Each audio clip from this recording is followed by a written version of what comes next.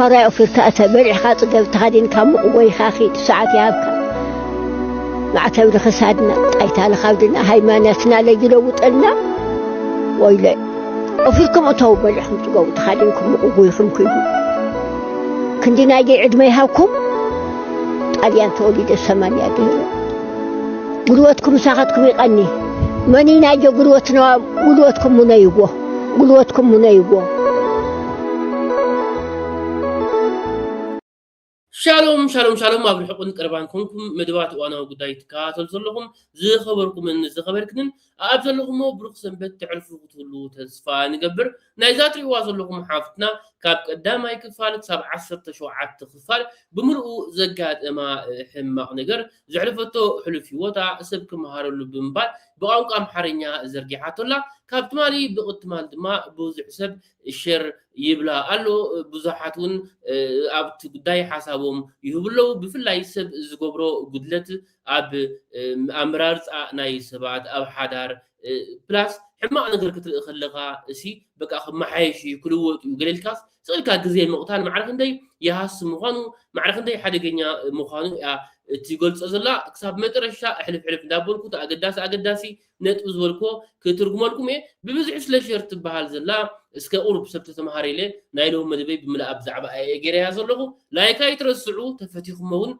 نابتفلت وسب شرجركم مسداد أي تحمقهم نخيد نجمر سناي مكتتال ከሁለት ዓመት በፊት አግብቼ ነበር ግን በ6 ወር ውስጥ ነበር የተለያየ ነውና ከናርሲስ ጋር እንዴት ልጋባ እንደቻልኩኝ ምን አይነት ሬድ ፍላጎች አቮይድ አደርግ እንደነበረና መጨረሻ ላይ እንዴት ኮንፊደንሴን እንደጎዳው እና አጠቃላይ ሙሉ ላይፌ ላይ እንዴት ኢምፓክት እንደነበረው ልንገራችሁ ሶ ትማሩበታላችሁ ብዬ ስላሰብኩ ነው ስፔሻሊ ሴቶች በጣም አቮይድ የምናደርጋቸው ዝም ብለን የምናልፋቸው ነገሮች መጨረሻ ላይ እንዴት ራሳችንን መልሰው ሊጎዱ እንደሚችሉ ትማሩበታላችሁ ብዬ አስባለሁ ሶ በጣም ረጅም ፓርት ሊሆን ይችላል ለማንዛዛት ሞክራለሁ ለማሳጠር ሞክራለሁ ግን ያው ረጅም ፓርቶች ሊኖሩት ይችላሉ እና በተቻለ መጠን ኦነስት ለመሆን ሞክራለሁ እኔ መጥፎ ልመስል እንኳን ብችል እኔ ያጠፋቸውን ጥፋቶች ለመናገር ሞክራለሁ እና ቶሎ ፖስት ለማድረግ ሞክራለሁ if it's interesting enough እና የምትከታተሉት ከሆነ ማለት ነው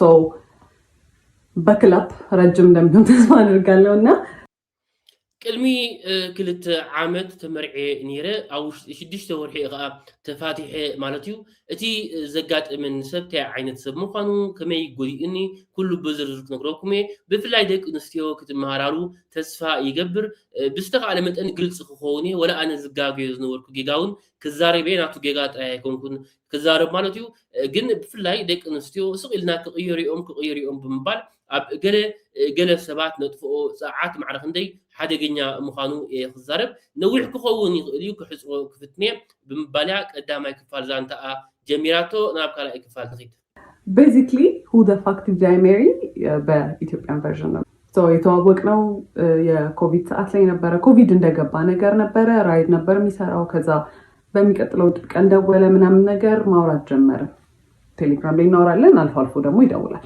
ጠየቀኝ ነገርኩት ምናምን ከዛ ቤት በኩል ነው ግን ምናምን አይነት ነገር ምናምን አለኝ ከዛ ለክ ልደቴ ሲደርስ የጊፍት ባስኬት ላከልኝ ማለት ነው ሌላኦም እሱ ዘዋሪ ራይድ እዩ መኪና እዩ ዝውል ሰብ የመላለስ ማለት እዩ ኣብቲ ግዜ ናይ ኮሮና ግዜኦም ተላልዮም ቴሌፎና ወሲዱ ብድሕሪኡ ፅቡቅ ነገር ከሪኣ ጀሚሩ ኣብ ናታ በርዝዴይ እውን ህያብ ክፅደላ ጀሚሩ so nice በጣም I was really happy ምናምን ነገር እና መጀመሪያ አካባቢ እንዴት እንደነበረ ነገራችሁ በጣም he was so caring he was so በቃ በጣም ያዳምጣል ምናምን ሞዳቸውን ነገሮች ያውቃል he asks እና በቃ completely different personality በጣም the nicest person መጀመሪያ ክንላለ ከለና ብጣዕሚ ንፍዕ ነይሩ ይግደሰልካ ኩሉ ነገር ይሓተካ እዚ ዓይነት ብሉፅ ሰብ ረኺበ ከም ትብል ዝገብረካ ዝኾነ ጉድለት ሕማቕ ነገር ኣይርኤካን እንገናኝ ምናምን ነገር አለኝ እና ኮቪድ ስለነበር እኔ ብዙም አልወጣም ነበር ፈራ ነበር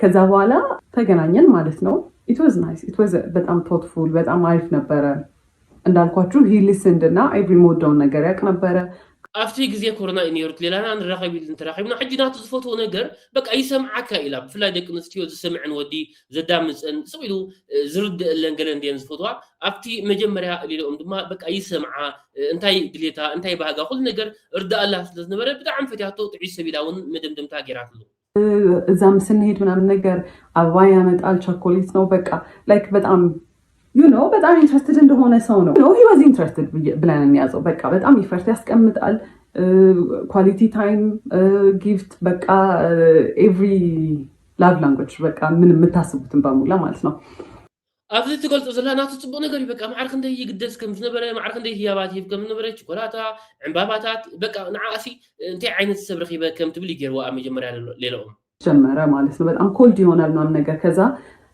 راسون ونقدي لا رسش ولا بيتش بلو ميمات أو جنت نهيت لايك من قدر مولو زمنا ميلهم نام نجار كذا واتساب نام نسلو no I'm just stressed سرعانة وبك عند سجانك إنه منام نجار أجي أقول النجار إذا حتى كريئة جميرو أنا أبنت ناب جزا كبت حكي أبى علي إلو بعن سمسيو نا جزا هو استقله سقي بالأي زارب من كل ما قدس بسقطها يحلفهم تاون قاس سقي الكاتب التقاء مس سراح دوا على الكود خيمة قلبلا قلم الكتاتي بيت يقبل إن شاء الله ميلو مالسنا كذا بقى ينمركوت متأو بهاريون كذا سوم بيت سجبا ده sweetest text ነው የሚልከው ምናምን ስለዚህ በቃ ባህሪ ይሆናል ምናምን ነገር ብዬ ቀጠለ ባለ ከሆነ ያህል ጊዜ በኋላ ምን አለኝ ራይድ ነው የሚሰራው ብያቸዋለሁ ራይድ ብዙም እያዋጣኝ ስላልሆነ ሀገር ሄጄ ስራ መስራት ፈልጋለሁ ምናምን ነገር አለኝና ምንድነው የምትሰራው ሹፌር ሶ እኔ ሎንግ ዲስታንስ ምፈልግ ሰው አይደለሁም ሶ ኦኬ ዩ ካን ጎ ግን እኔ አልፈልግም ላይክ በቃ ሎንግ ዲስታንስ ይሰራል ብዬ ስላሰብኩኝ አንተ መሄድ ትችላለህ ግን ሪሌሽንሺፓችን አይቀጥልም ማስፈራሪያ ሳይሆን I was genuinely ready move on ለማድረግ ማለት ነው اوكي ابز حجي انتي سو حساب امتيو سي رايد سراح بزح طبق سلازي كدل يزلوسي بقى كابزا هاجر وصيه كباخي رحيقس كان اسراح خسرح يزبلا زلو اوتيستا خوينو خفت هاجر كوص سادما ازي لونج ديستانس زبال ناي روحو معدو زغبر حدار نابرا ملعا زخونه ركب سلازي دغفو بقى انا اي دغفوني كفاره حكا يليكم كون كن كتكيت ليغا ساعات كيت انا كن اذا ناي معدو غلف قرص سلازي دغفوس كنا قارطو يفرلاتو የፈለገው ነገር መንበጥ ይችላል ከዛ he was like no እንደዛ አይደለም ምናምን ነገር አመለይት የለብንም መቀጠል አለብን ምናምን ነገር አለ እሺ አልኩኝ ከዛ ግን መሀል ላይ ምን አይቼ ነበር የሆነ ቀን ማለት ነው ቴክስት ኖቲፊኬሽን ቴሌግራም ላይ ልብ ቅርጽ ምናምን ነገር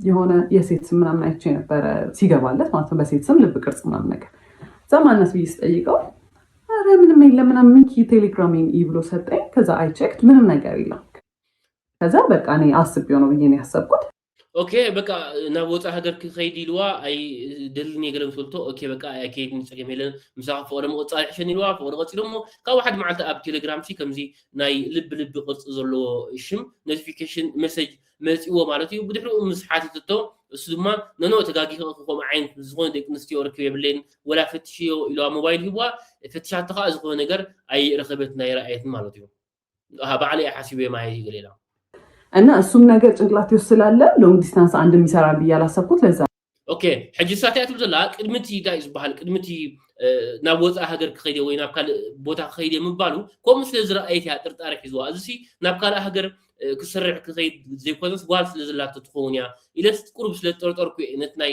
ርሕቀት ፍቅርስ ዚኣመንኮ ዘይተቀበልኩ ነው እዚህም ሆኖ ኮንፊውዝድ ስለሆንኩ ነገር ማለት ነው በቃ እንደማንኛውም ሪሌሽንሺፕ የሆነ በቃ አፕስ ኤንድ ዳውንስ በቃ አንዳንዴ በጣም አሪፍ ይሆናል አንዳንዴ በቃ ብዙም ደስ የማይል ነገር ይኖራል ሁሉም ዴት ላይ መጀመሪያ አርፍዶ ነው የሚመጣው ማለት ኤቭሪ ዴት ሁሌ በቃ እንገናኝ ከተባባለ he's gonna be late በቃ ሌት ስላችሁ 1 ሰዓት 2 ሰዓት ነው የሚያስ ኣብዚ ሕጂ ናት ደስ ዘይብል ነገር ክትርኢ ጀሚራሳ ንኣብነት ቆፅራ ክትገብር ከለኻ ጀት ትፅኸለኻ በቃ ሰዓት 2 ሰዓት ደንጉ ይመጽእ ማተሲ ኦቁር ምን እሾ ከሪኣ ጀሚሮ ይቋጽሩ ሰዓት 2 ሰዓት ደንጉ ይመጽእ አስጠብቀኝ ማለት ነው 1 ሰዓት 2 ሰዓት አስጠብቀኝ ከዛ ስገባ he's not gonna say sorry or the sorry ደግሞ ራሱ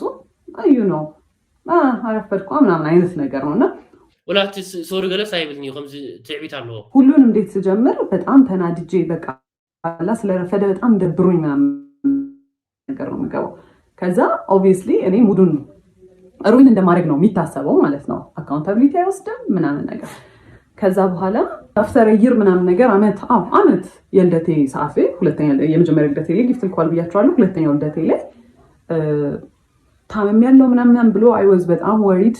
በቃ ልደቴን ራሱ ያስታውሰዋል መሰለኝ። ከዛ በኋላ he was not actually he was sick ግን he was fine ነገር እና ፕሮፖዝ not even propose ፕሮሚስ አደረገልኝ። ሰርፕራይዝ ነበርና usually his surprises እንዴት መሰላችሁ በጣም ያስጨንቃችሁና አሁን እኔ ኖርማል ላይፌ አለ አይደለ ሰርፕራይዝ መሆን ያለበት ከዚህ ላይፌ የሆነ ደስ ሲለኝ ነገር ነው አይደለ የሚያደርገው at my lowest ይወስደኛል። በጣም እንድጨነቅ ያደርገኛል። በቃ I am so worried በቃ በጣም ምን ሊፈጠር ነው ምናምን ብያስባለሁ አይደለ።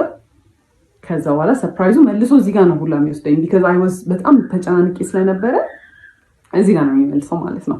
ከዛ በኋላ I was worried ከዛ በኋላ ፕሮሚስ ያደርግ because ያሳየኝ ልክ ማለት ነው ጓደኛው ነበረ በመኪና ወደ ሆስፒታል ሊወስደን ነበር እና መኪናው ሲነዳ ራሱ በቃ አረቀስ ብላችሁ ነዱ በቃ ታመም ያለው ምናምን አይነት ነገር ማለት ነው። ከዛ ጁስ ገዝታችሁለት ነው ብለውን ነው ጓደኞቹ ከአንደኛው ጓደኛው ጋር ሄደን ጁስ ልንገዛ ስንል የሆነ ሰዓት ላይ እንዲዞር ሰጥ ሱፍ ለብሶ ምናምን ነገር የመጣው ማለት ነው። it was nice ግን you know I was worried okay ከዛ تعذبتي ابزي انت اجريت ዋላ was happy actually በጣም ነበር ደስ ያለኝ نمرع كحتى كله لك عب عمتهم كوابي أفتح مجمريا برزينا تأخذون كله مش عم بابا هي بواقر لكم يرتي مجمريا أنا تبرزي تخلالي كله لك عب عمتهم شعو بزحنا قرأت تعلم ذلا يج النقايو سترس كم تجبريز جبرا يقايو تحرق تحزن قريئة شعو هند بتك بكا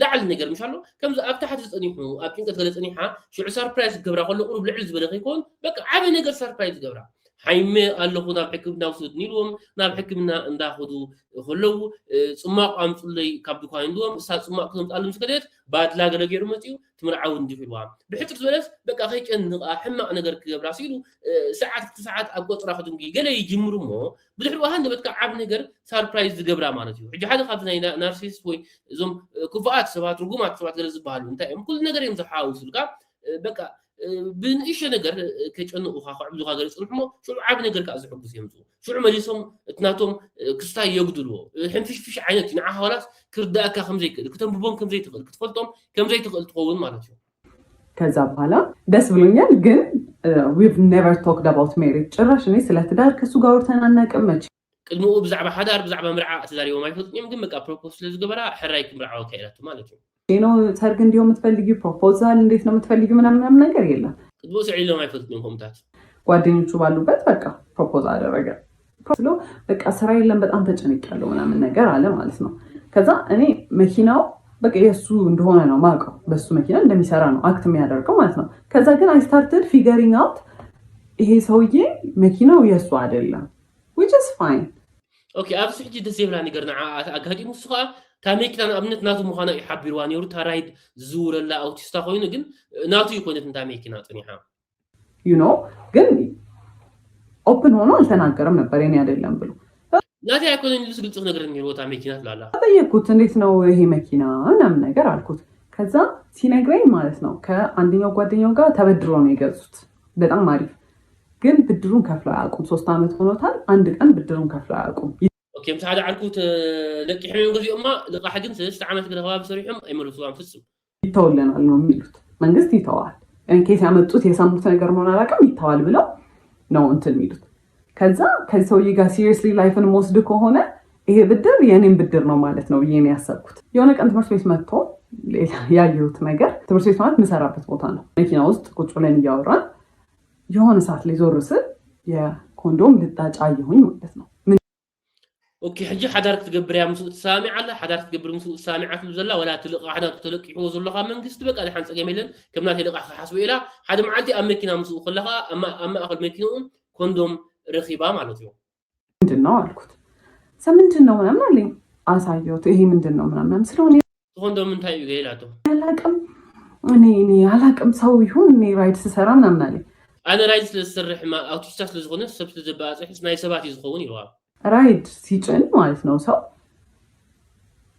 ከኋላ ነው የሚጭነው። እንደው ሌላ ነገር እንኳን ቢፈጠር ከኋላ ነው የሚፈጠረው አይደለ ያለው ዳሽቦርዱ ላይ ነው እንደዚህ እና ماذا تسبك عندهم كاس بدي حرت خاص يعني تزول لجن أكيد ميتيو ገለያት ዘላው ምናምን አለኝ I was so mad ግን for some reason ማለት ነው የዛኔ ያሰብኩት because የሚያሳየኝ ነገር ሌላ ስለሆነ በቃ እሱ መቼም አይሆንም እኔ ላይ እንዴት እንደዚህ ያደርጋል ከዛ ያን ያህል ራሱ ኮንፍሮንት አላደረኩትም ከዛ ስራ ቦታ ተጠራሁኝና አንድ የመጣው ገብቼ ተመልሼ ስወጣ በመስታወቱ በኩል በፊት ለፊቱ መስታወቱ በኩል ሄዶ እንደዚህ ማምን ያካል ምንድነው አልኩት ከዛ አይ ተመስታወቱ አልተሰበረም እንዴት አርጎ ገብቶ ነው ምናምን አለ ጻይድ ላይክ ይሄ ሰው ይደደም ነው እንዴት ነው በመስታወት ሰብሮ ሰው ይሄን የሚያስገባው ምናምን ብዬ I was mad I was hurt ግን you know I አጋጣሚ መስከደትስ ታይገብር በቃ በቲፊኒስትራስ ይሪ ይሰባርከ ይሁሉ ሰብሲ በቲፊኒስትራ አቲዩስ አው ተጠቂሙ ገለስ አምሳሉ ተርዲኩም ሰብሲ ፊኒስትራ አሲሮ አቲዩስ አው ሴክስ ፈጽሙ ተታርክ ፈጽሙ ኮንዶም ደርቢስ ከይዱ ከይኮን አንስ አሻግ ዝሐስብ ነገር ያስብላል ያለ ማለት ነው አትሊስት ራሱን ፕሮቴክት ያደረገ ነው ያለኝ ማለት ከዛ ወስሮም ወሰን ምንድነው ደግሞ ምናምን የሚለው እኔ የፈለኩት አይሆንም አራ ያደርገው ምናምን ነው እንጂ ያንን ኤክስፔክት አላደረኩም ከዛ እንዳልኳችሁ I was so stupid በስተክል እንኳን ሳናወራበት በቃ አለፍኩት ማለት ነው በስተክል እንግዲህ ሳይን የሰጠኝ ነው ይሄ ሰውዬ ኦኬ አብይ አይሰበ ለእሱስ ምልክት በንኒሩ ሳይን በንኒሩ አክንዲ ጥቡቅ ገረ ዝራዳ አክንዲ ጥቡቅ ገረ ዝካትዑ ጉዳይትና ይኮንዶም ክሳብ መጥረሻ ክሳብ ዘብጽሑሲ በቃ ኢሌስ ኢሌሽሌላ ሐሊፈዮ ፓርት 6 በጽናልና ሻትሻክ ፋል በጽናልና ሰራ ነበር ከህቲጋም ኮሌጅም እያለው ከጓደኞቼ ጋር ግን ሲሪየስሊ በጣም በኃይለኛ ያዝነው ስራ አልነበረ ለምን ዲኮሩን አብረን መስራት አንጀምርም አልኩት ከዛ ደስ ይለኛል አለ ኦኬ ዲኮር ገለት ተሰሪሓ ዲኮር ምሻለ በሪኩም አለ አውራያት ገለ ዲኮር ዝገብሩ ዴኮሬሽን ገለታት ገለገለ ኮም ተሰሪሓ ምስ ማሓዛ አሰር ሄራ ምስ ሓፍሳ አሰር ሄራ ንስኡሽሉ ሓቢርና ንስራሕ ኢላቶ ሱቃ ሕራይ ፀገም የለን ይልዋ ከዛ ማይዳድ 10,000 ብር ጠየቁትና ለዲኮር መጀመሪያ ነው ምናምን ነገር አልኩት ነባ 10,000 ሓቲታቶ ናይ ዲኮር ናይ ትትካል መክበት ማለት ነው እሺ ብሎ ሰጠኝ ከዛ እኔ ምቁብ የጣልኩት ነበር ትምህርት ቤት የደሞዜ ምቁብ እሱን ጨማምረን ምናምን ነገር በቃ የሚያስፈልጉ እቃዎች ገዛን ማለት ነው ከዛ በኋላ ዲኮሩ ተጀመረ እና ዲኮሩ ሲሰራ ማለት ነው ያረፍዳል አንደኛ የሰዓት ኮንሰፕት ጭራሽ አልገባው ማለት እዛ 5 ሰዓት ድረሱ ከተባለ ምን ሄድበት መንገድ 30 ደቂቃ ምፈጅ ከሆነ 4:30 ከዚህ ቤት መነሳት አለብን ማለት ነው አይደለ 5 ሰዓት ደርሶ ረፈደ ሲባል ነው ይደርሳል አረ እንደርሳለን 5 ሰዓት እንደርሳለን ሕጂ አፍቲ ስራሕ ምስ ጀመረት አፍናታ ቢዝነስ ምስ ተወጥቶ ኸ በቃ አርፊድ ይመጽና አብነ ዲኮር ታዩ ወራይ ከይዶም ናይ ጥንቀት ከይዶም ናይ መርዓ ከይዶም እንተላ ሰዓት ሓደ ክገብሩ ከይዶም እሱ ሰዓት 2 ሰዓት ስለስተመጽ እሳ ምስ ሰራሕተኛ ኮይና በይና ኮይና አቡ ለፋዕት ብል እሳ ጓልተ ባሂላ ማለት እዩ ዲማ ከይዳ ተሲኣ ስሪሓ ኩሉ ነገር ትገብር እሱ ግን ጎሰስ ዳብለ መጽ መዲስ ብላዕ ልኹን ወላ አፍቲ ስራሕቲ በቃ ዘይ ምሕጋዝ አብይዋ ቀስ ብሎ ነው የሚሰራው በጣም ቀስ ብሎ ነው የሚሰራው ማለት it's not like ልምድ የሌለው ሰው ቀስ ማለት ትሪገር ለማድረግ ነው ቀስ የሚለው ማለት ነው እሱን ያወቅኩት ከሆነ ሰዓት በኋላ ነው እኔ በጣም በቃ መጣም እናድድ ጀመርኩኝ ምናምን ነገርና ከሲስተር ጋር የሆነ ዲኮር እቃ ከቤት ልናወጣ ስንል የሆነ ነገር ከፍ አድርጋ ይዛለት ማለት ነው እሱ ከታች እንዲያወጣ ስጠብቀው ቀስ ይላል ሌላ ነገር ይሰራል ከዛ እንጂ ምናምን ስትለው ጸጥ ሲል እሱ ዝም ብላ ጠበቀችው ብዙም ባህሪውን ስለማታውቅ ከዛ በኋላ እንዴ አትናደጂም እንዴ አላት እና you know በቃ ኢንቴንሽናሊ ሰውን ትሪገር ለማድረግና ከዛ እናንተ ኢሞሽናል ስትሆኑ እሱ ኢን ኮንትሮል ይሆናል ማለት ነው እናንተን ኣብዚ ሕጂ ዝኸፈ ባህርናት እንታይ ትገልጻላ ወላ ክትሓርቅሲ ይጽበይካ ሕጂ ዝገብሮ ዘሎስ እንዳፈልጥ እዩ ዝገብሮ ንኣብነት ሓፍታ ንዓ እሳ ኮይነን ንብረት ከውፅኣ ካብ ሓደ ሓፍ መበል ምሻሎ ካብ ማዕፆ እሰን ሓፍ ኣቢለን ከለዋ ማዕፆ ላዕሊ ሓፍ ኣቢለን ከለዋ እሱ መፂኡ ንብረት ክወስቶ እንዳትፅበያ ከለዋ በቃ ካልእ ስራሕ ገለ ይገብር شعو حافتا حدا معتس نعبا فدز نبرد نفلتس وانت لا يتحرك انجي خير الوا بقى كوم اني قال السباتي سخا تعرق سخا كجنا سخا كتباساچ يمدليو لا سيركمستانس سنادد በጣም ይናደዳል እንዴት ኢሞሽን ታሳያለሽ ነው እንግዲህ አሁን ከሌላ ከትራይንት ከሚያሰሩ ሰዎች ጋር የሆነ በቃ ለመግባባት ምናምን ነገር ይኖራል አይደለ በሱ ትንሽ ነገር በበሳጭ ማለት ነው ሰዎቹ ላይ ራሱ አይደለም አክት ማድረገው በቃ መጥቼ ወይኔ ምናምን አምሰል አንቺ ችግር አለብሽ ዝም ብለሽ ነው የምትናደጁ ምናምን ይሄ ያኔ ምንም አይነት ኢሞሽን ምንም አይነት ንዴት ምንም አይነት ነገር ዲስሚስ ነው የሚደረገው ነው ሊሰማኝ እዚ ሕጅቃት ሽግር እንተ ዘይ ሓሪቃ እንተ ዳ ዘይ ሓረቅ ከሎ እንተ ዳ ሓሪቃ ዝኾነ ነገር ናይ ሕርቃ ምልክት እንተሪኣ ሲልከ ክስኽ ተሓርቅ ዘለኺ ክላስ ክስኽ ተጨቃጨቂ ገይልካስ በቃ ብላዕሊ ምዃን ዝኾነ ስምዒት ክትገልጽ ዘይ ምፍቃድ ስራ ብለን ጀምረናል አንድ ላይ በቃ አንዴ በቃ ገብቼበታለሁ በቃ አምገነ ፋይት ትሩት በቃ ብዬ ነው ያሰብኩት። ከዛ በኋላ ማለት ዲኮሩን በምንሰራበት ብር እቁብ ገባን ማለት ነው። ከዛ እሱም በራይዱ ብር እቁብ ገባ፣ እኛም በዲኮሩ በሳምንት 5,000 ብር መጣል ጀመርን ማለት ነው። ኦኬ ካብኡ እሳ በትናይ ዲኮር ጌራ ዕቁብ አትያ እሱ በትናይ ራይድ ዕቁብ አለዎ። ከዛ በኋላ ለ4 ነው ለ5 ነው የምንጥለው 40 ሺህ ብር ነው መሰለኝ የእሱ 40 ሺህ ብር የኛ 40 የዲኮሩ 40 ሺህ ብር ማለት ነው። እኔ በዛ ሰዓት ስራዬን አቁሜያለሁ። ቢካዝ ይሄ ስራ በጣም ኦቨርዌልሚንግ ሆነ። ስልክ በጣም ይደወላል። ስራም ቅዳሜና እሑድም ሳላልፍ ከዛ ሰኞ ጀምሮ ደግሞ እዛ እየገባው መስራት ስለከበደኝ ስራውን አቁሜያለሁ። ከዛ ዕቁብ መጣል ተጀመረ ማለት ነው። ከዛ ስራውን ሳቆም ማለት ነው ከዛ በኋላ ዕቁብ እየጣለ ነው እና ዕቁቡ ሲጣል ማለት ነው እኔ እኮ በዚህ ሳምንት ምንም ስራ አልሰራሁም ምናምን ነገር ይልና ማለት ነው ከዲኮሩ ብር ላይ ዕቁብ ወይ የተሟላ ከሱ ካለው ላይ የተሟላ ይሰጣል። ኣብዚ ሕጂ ተገመት ሳበት ናይ ዲኮር ጌራ ነቲ ዕቁብ ክትከፍል እንከላ እሱ ኣፍቲ ዕቁብ ምሽ ተከፍል ኢኻ ክትብኻ ምሽ ኣፍቲ መሃብ ሽዑ በቃ እሶም እንዚ ወላ ሓንቲ ኣይ ስራሕ ክኾን ብላ ስለዚ ካብቲ ናይ ዲኮር ድኳን ነትናቱ ናይ ዕቁቡ ናይ ራይድ ተከፍለሉ ማለት እዩ። እኔ ለሰርጉ የሚያስፈልጉትን እኔ ላገባ ነው አለ ለሱ የሚያስፈልጉትን ብረታ ብረቶች ላሟላላችሁና ብረታ ብረቶች ሌላ ነገር አያሟላም። እሱን ነገር ላሟላና እናንተ ፎር ፍሪ ስሩልኝ ዲኮር አለ። እኛ ሶፋ የለንም በዛ ሰዓት፣ አበቦች የሉንም፣ ይሄ ለሙሽራ የሚሆኑ ነገሮች የሉንም። ስለዚህ እነሱን ይከራያል፣ እኛ ብረቱን በነፃ እናገኛለን። ከዛ በነፃ እንሰራለታለን። የሰርግ ዲኮር በጣም ኤክስፔንሲቭ ነው፣ ለሁለታችንም ዊን ዊን ነው። እኛ የምናገኛለን እቃችን፣ እሱም በጣም በቺፕ ዋጋ ተከራይቶ እቃዎቹን ይሰራለታል ማለት ነው ዲኮሩ። ከዛ በኋላ በጣም አሪፍ ኦፈር ነው። አበቦቹን ምናምን ነገር ለእኛ ስለሚቆዩልን አበባና መጋረጃ ጨርቆች ምናምን ነገር እሱን እኛ በራሳችን ልንገዛ ወሰነ። ቢካዝ የኛው በቃ የሚቀር እቃ ነው። ከዛ በኋላ ሰውየው በጣም ማኒፕሌቲቭ ነበረ እና ጠርቶ ምን ይለዋል ከእሱ ጋር ነበር የሚያወሩት የነበረው ማለት ነው። እኔ በጣም ተጎዳሁኝ፣ እኔ እንደዚህ ወጪ ይኖርብኛል ብዬ አላሰብኩም እና እናንተ ተከራዩና ስሩ አለ። ከዛ በኋላ እሱ አግሪ አድርጎ መጣ ማለት ነው። እሺ አላወቀም ይባል መቶ ሲነግረኝ ነው ኢትስ ናት ፌር፣ እኛ ምን አገባንና ነው ለሰው ሰርግ ተከራይተን የምንሰራው? ለምንድን ነው ትርፍ ወጪ የምናወጣው?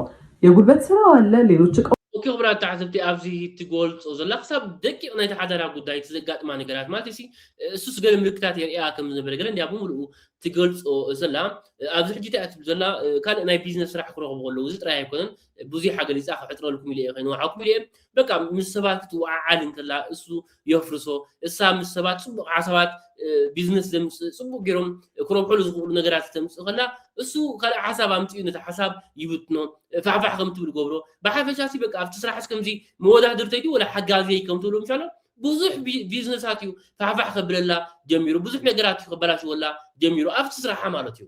ከዛ ደረስን። ስንደርስ ጓደኞቹም የሱም መጥተዋል፣ እኔ እህቶች የወንድሞቹ መጥተዋል ምናምን ነገር ያኛው ፈርሶ የእነሱ ከዛ ፊት የነበረው ሰርግ የተሰራበት ዲኮር ፈርሶ እኛ ሰርተን እነሱ መምጣት አለባቸው። 2 ሰዓት ነው ምናምን ያለን፣ ኤክስፒሪየንስ የለንም። ከዛ we were rushing፣ ሁሉም ሰው የሱ ጓደኞች እየለፉ ነው ምናምን ነገር he started shouting እንደ እብድ። አይሰራም። ሁሉም ሰው ላይ ቆሞ መጮህ ጀመረ።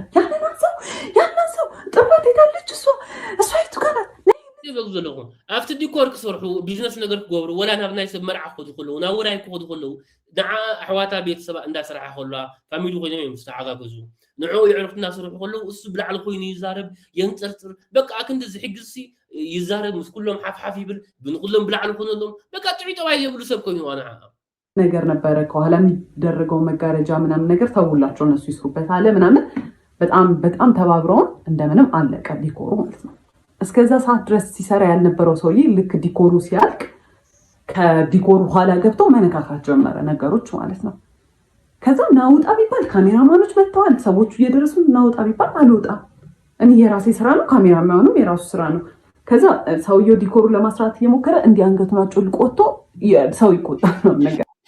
ኦኬ ወብራት ተዓዘብቲ ኣብዚ ትብዘላሲ ወላ ትስራሕ ስራሕ ከለዎስ በቃ ሰንስ ይብሉ ነገር ምሻሎ በቃ ይቆሎም ይባላሽወሎም ፅላይ ይዲ በቃ ፍታዊ ከም ትብል እዛ ዓይነቱ ዝገብሮም ነይሩ ወላ ንዓሲ በቃ ብጣዕሚ ሕማቅ ምልክታት ዘሪኣ ነይሩ። በጣም ነው የሚያስጠላው ነው የሚለው ማለት ነው። እኔ ያንኛውም ስላለ በቃ ለምዶታል። ራሴን አሳምኘዋለሁ በቃ እንደሚያስጠላም ስራው ዲኮር ደግሞ እሱ በቃ ተፈጥሮ ነው ብዬ ትቼዋለሁ። ከዛ አለቀስኩኝ ምናምን ነገር ላይ ፎር 2 days ምናምን ነገር ከዛ he called እና let's talk ምናምን ነገር አለኝ ከዛ ፎር ነው እንደዚህ ትልቅ ጣላ ከዛ አናገርኩት ሄጄ I was very thin እና እኔ እንደዚህ ስታደርግ እንደዚህ አልወድም እኔ እንደዚህ ጎዳለሁ ምናምን I was so professional I was so በቃ ሜቹር እንዴት ሃንድል እንዳደረኩት ምናምን ነገር ከዛ he was sweating ምናምን ነገርና እሱን ሳይ I felt bad እኔም ግን harsh ሆኜ ነው በቃ ምናምን ያሰብኩኝ ከዛ አለፍ ነው ማለት ነው ከዛ የዛኔ አንድ ያልኩት ነገር ምንድን ነበረ እህቱና እናቱ ሲደውሉ በጣም ነው የሚያመናጭቃቸው እንደ ሰው አልቆጥራቸው ማለት ነው ዛ I don't like the way you treat እህትና እናትን I know ነገኔ እንደዚህ እንደሆነ ትሪት የምታደርገኝ اوكي ابز حجي قلت وين خزارب وجميره انت مثلكم احواتو مسحفتو خزارب كله مسديو خزارب كله كبرت زي بلو قوينو بقى حما ازاربا يزاربن حما املسلن ساعدي انت لا انا سي بقى ايفتقون زي مسحواتكا تغبرو نحفتها خميتري تغبرا خميت كبا خميت زاربا نديها خميت كبا خميت زاربا سي انا ايفتقون صباح نقول ما بحداري كوم غيت قبلني لس قلت تخوينم انه قرون يرا ابحواتكا ابديخاس كبرت يبلكان قرون يرا ስለዚህ አቁም ምናምን ስለው አንቺ ስላልገባሽ ነው እኮ እንደ ህፃን ነው እኮ ትሪት የሚያደርጉኝ አባ ንጉስ ምናምን ሲሉኝ ስለሚደብረኝ ነው ፊት ከሰጣቸው እንትን ይላሉ ሲለኝ እኔ I don't care እንዴት እንደፈለገ ይበሉ ብቻ እኔ ሰው ሚስትሪት ስታደርግ በጣም ነው የሚያስጠላኝ ዶንት ምናምን አልኩት ከዛ እሺ ምናምን አለ አለፈ ማለት ነው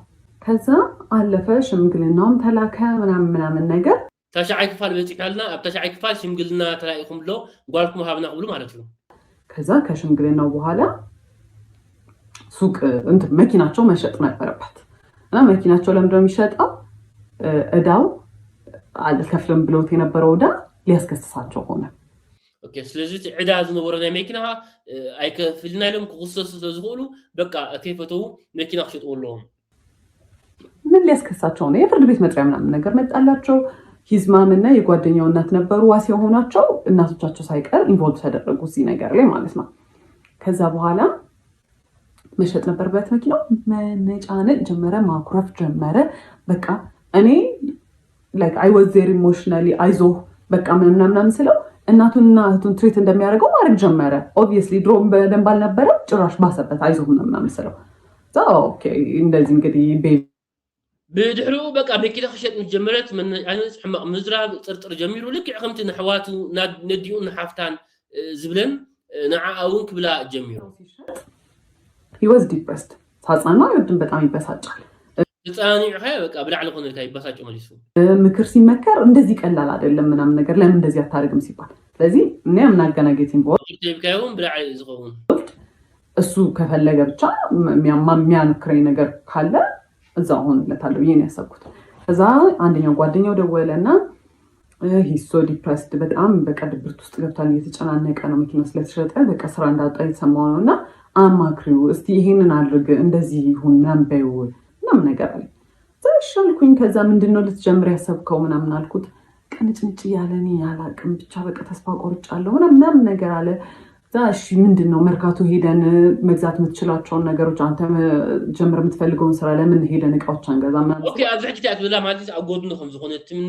ናቱ ትሕማቅ ምዝራብ ገለ ተጻዊ ራሲ በቃ አንታይ ስራ ክስራሕ ትላፍት መርካቶ ዝባል ቦታ አብዝሆነ ቦታ እንዳኸዘት ምስዕርክቱና ዳውለት ገለስ በቃ ስራ ንክተጀምሩ ምክንያቱ ይጭነቅ ስለዘሎ ጥርጥር ስለዘሎ ሲ ታመኪና ስለዝኸሰራ እዩ ዝጭነቅ ዘሎ ኢላ ሓሲባ ኣብዚ ከም ሰበይት መጠንሲ በቃ ምሻለኩም አፍቃርት መጠንስ አጎድነው ዝሆነ ታያት ትሕብር ዘላ የኛ እቃ ዲፈረንት ስለሆነ ሰው እንትን ይላል ኤክስፒሪየንስ የለን ምን እኔ ኮፊ ሃውስ እኔ በቃ ቡና ጠጡ ወርሷል በማሽን ምናምን ነገር ነው ግማሹን ብር ከፍለዋል በማሽን ምናምን ነገር ነው እኔ እንዴት እንደሚሰራ አላውቅም ከጓደኛው ጋር ተካፍለዋል ባይዘው ብርና እሱ በቃ የራሱን ብር ይዞ ነው ይሄን የሚሰራው ከዛ እኔ ያንን ያገዝኩት ያለሁት ስለ ኮፊ ሃውስ ኢንትረስትድ ሆኜ ማለት እንዴት እንደሚሰራ አላውቅም ምናምን ነገር ሰራተኛ የመቅጠር ሐሳብ የለውም እኔ እና እሱ እንድንሰራ ነው ያሰበውና እኛ we're not gonna be as great ኮርስም ብንወስድ ምናምን ነገር አው ግን you know ባንዴ እንትን አይባልም እንዲ አይ በቃ የኛ ኳሊቲ ስለሚኖረው አይባልም ቢባልም ከጎን ኮምፒቲሽን እያለ obviously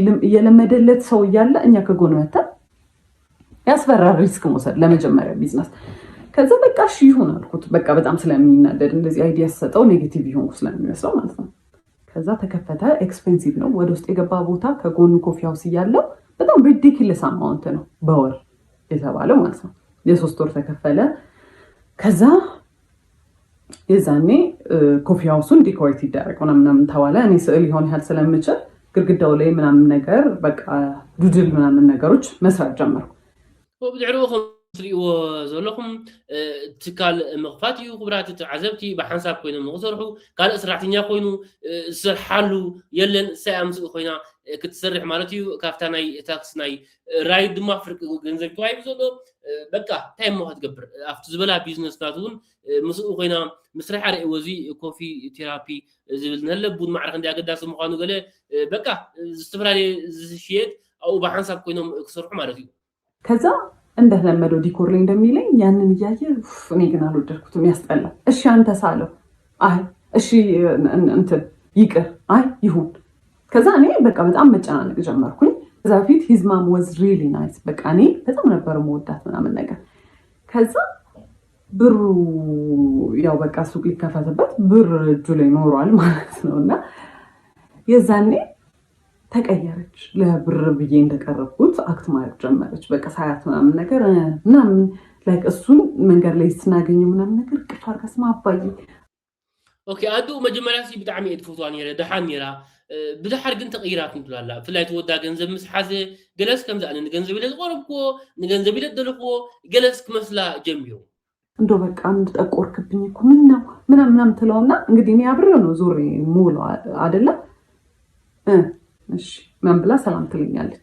ሓቢሮም ኮለል ክብሩ ምሽውዕልና ፍናፍት ክብሉ ሽዑ ታደን ንትወዳት ወይ እንታ ዳ ጸሊንካ ውዕልካ ዝመገዲ ሕማ ኮይኑ ፀሓይዲ ገለ ትብሎ ንዓ ሃይ ኢላስ ኢላ ጥራይ ድርቢ ይተብለላ የዛኔ ጎልዲ ጋር ሆንኩኝ ማለት ነው። ሚስትሪት መደረግ ጀመርኩኝ። ግን ምን ይደረጋል በቃ እኔ for some reason I was nice ምንም ነገር ምንም አክት አላደርግም፣ እሱ ጋር ምንም አልቀየርም። እንደውም በቃ እንደ ፒፕል ፕሊዘር በቃ እሷን አፕሮቫል እንደሚፈልግ ሰው በቃ እንትን ማጀመር በቃ እንደምንም አለ። ሱቁ አንድ ወር ሁላ ካለፈው በኋላ እንጀምር ባለው ነገር እንጀምር፣ ዝም ብሎ ይከፈት ሱቁ ምናምን ሲባል እምቢ አለ። ተጀመረ። ከዛ መድረሽት ትካል ጀምረው አንድ ቀን አብሮ ይሰራና ከዛ በኋላ ጠፋ ማለት ነው። እዚህ ጋር ኮርስ አለኝ ወስዶ ስልጠና አለ።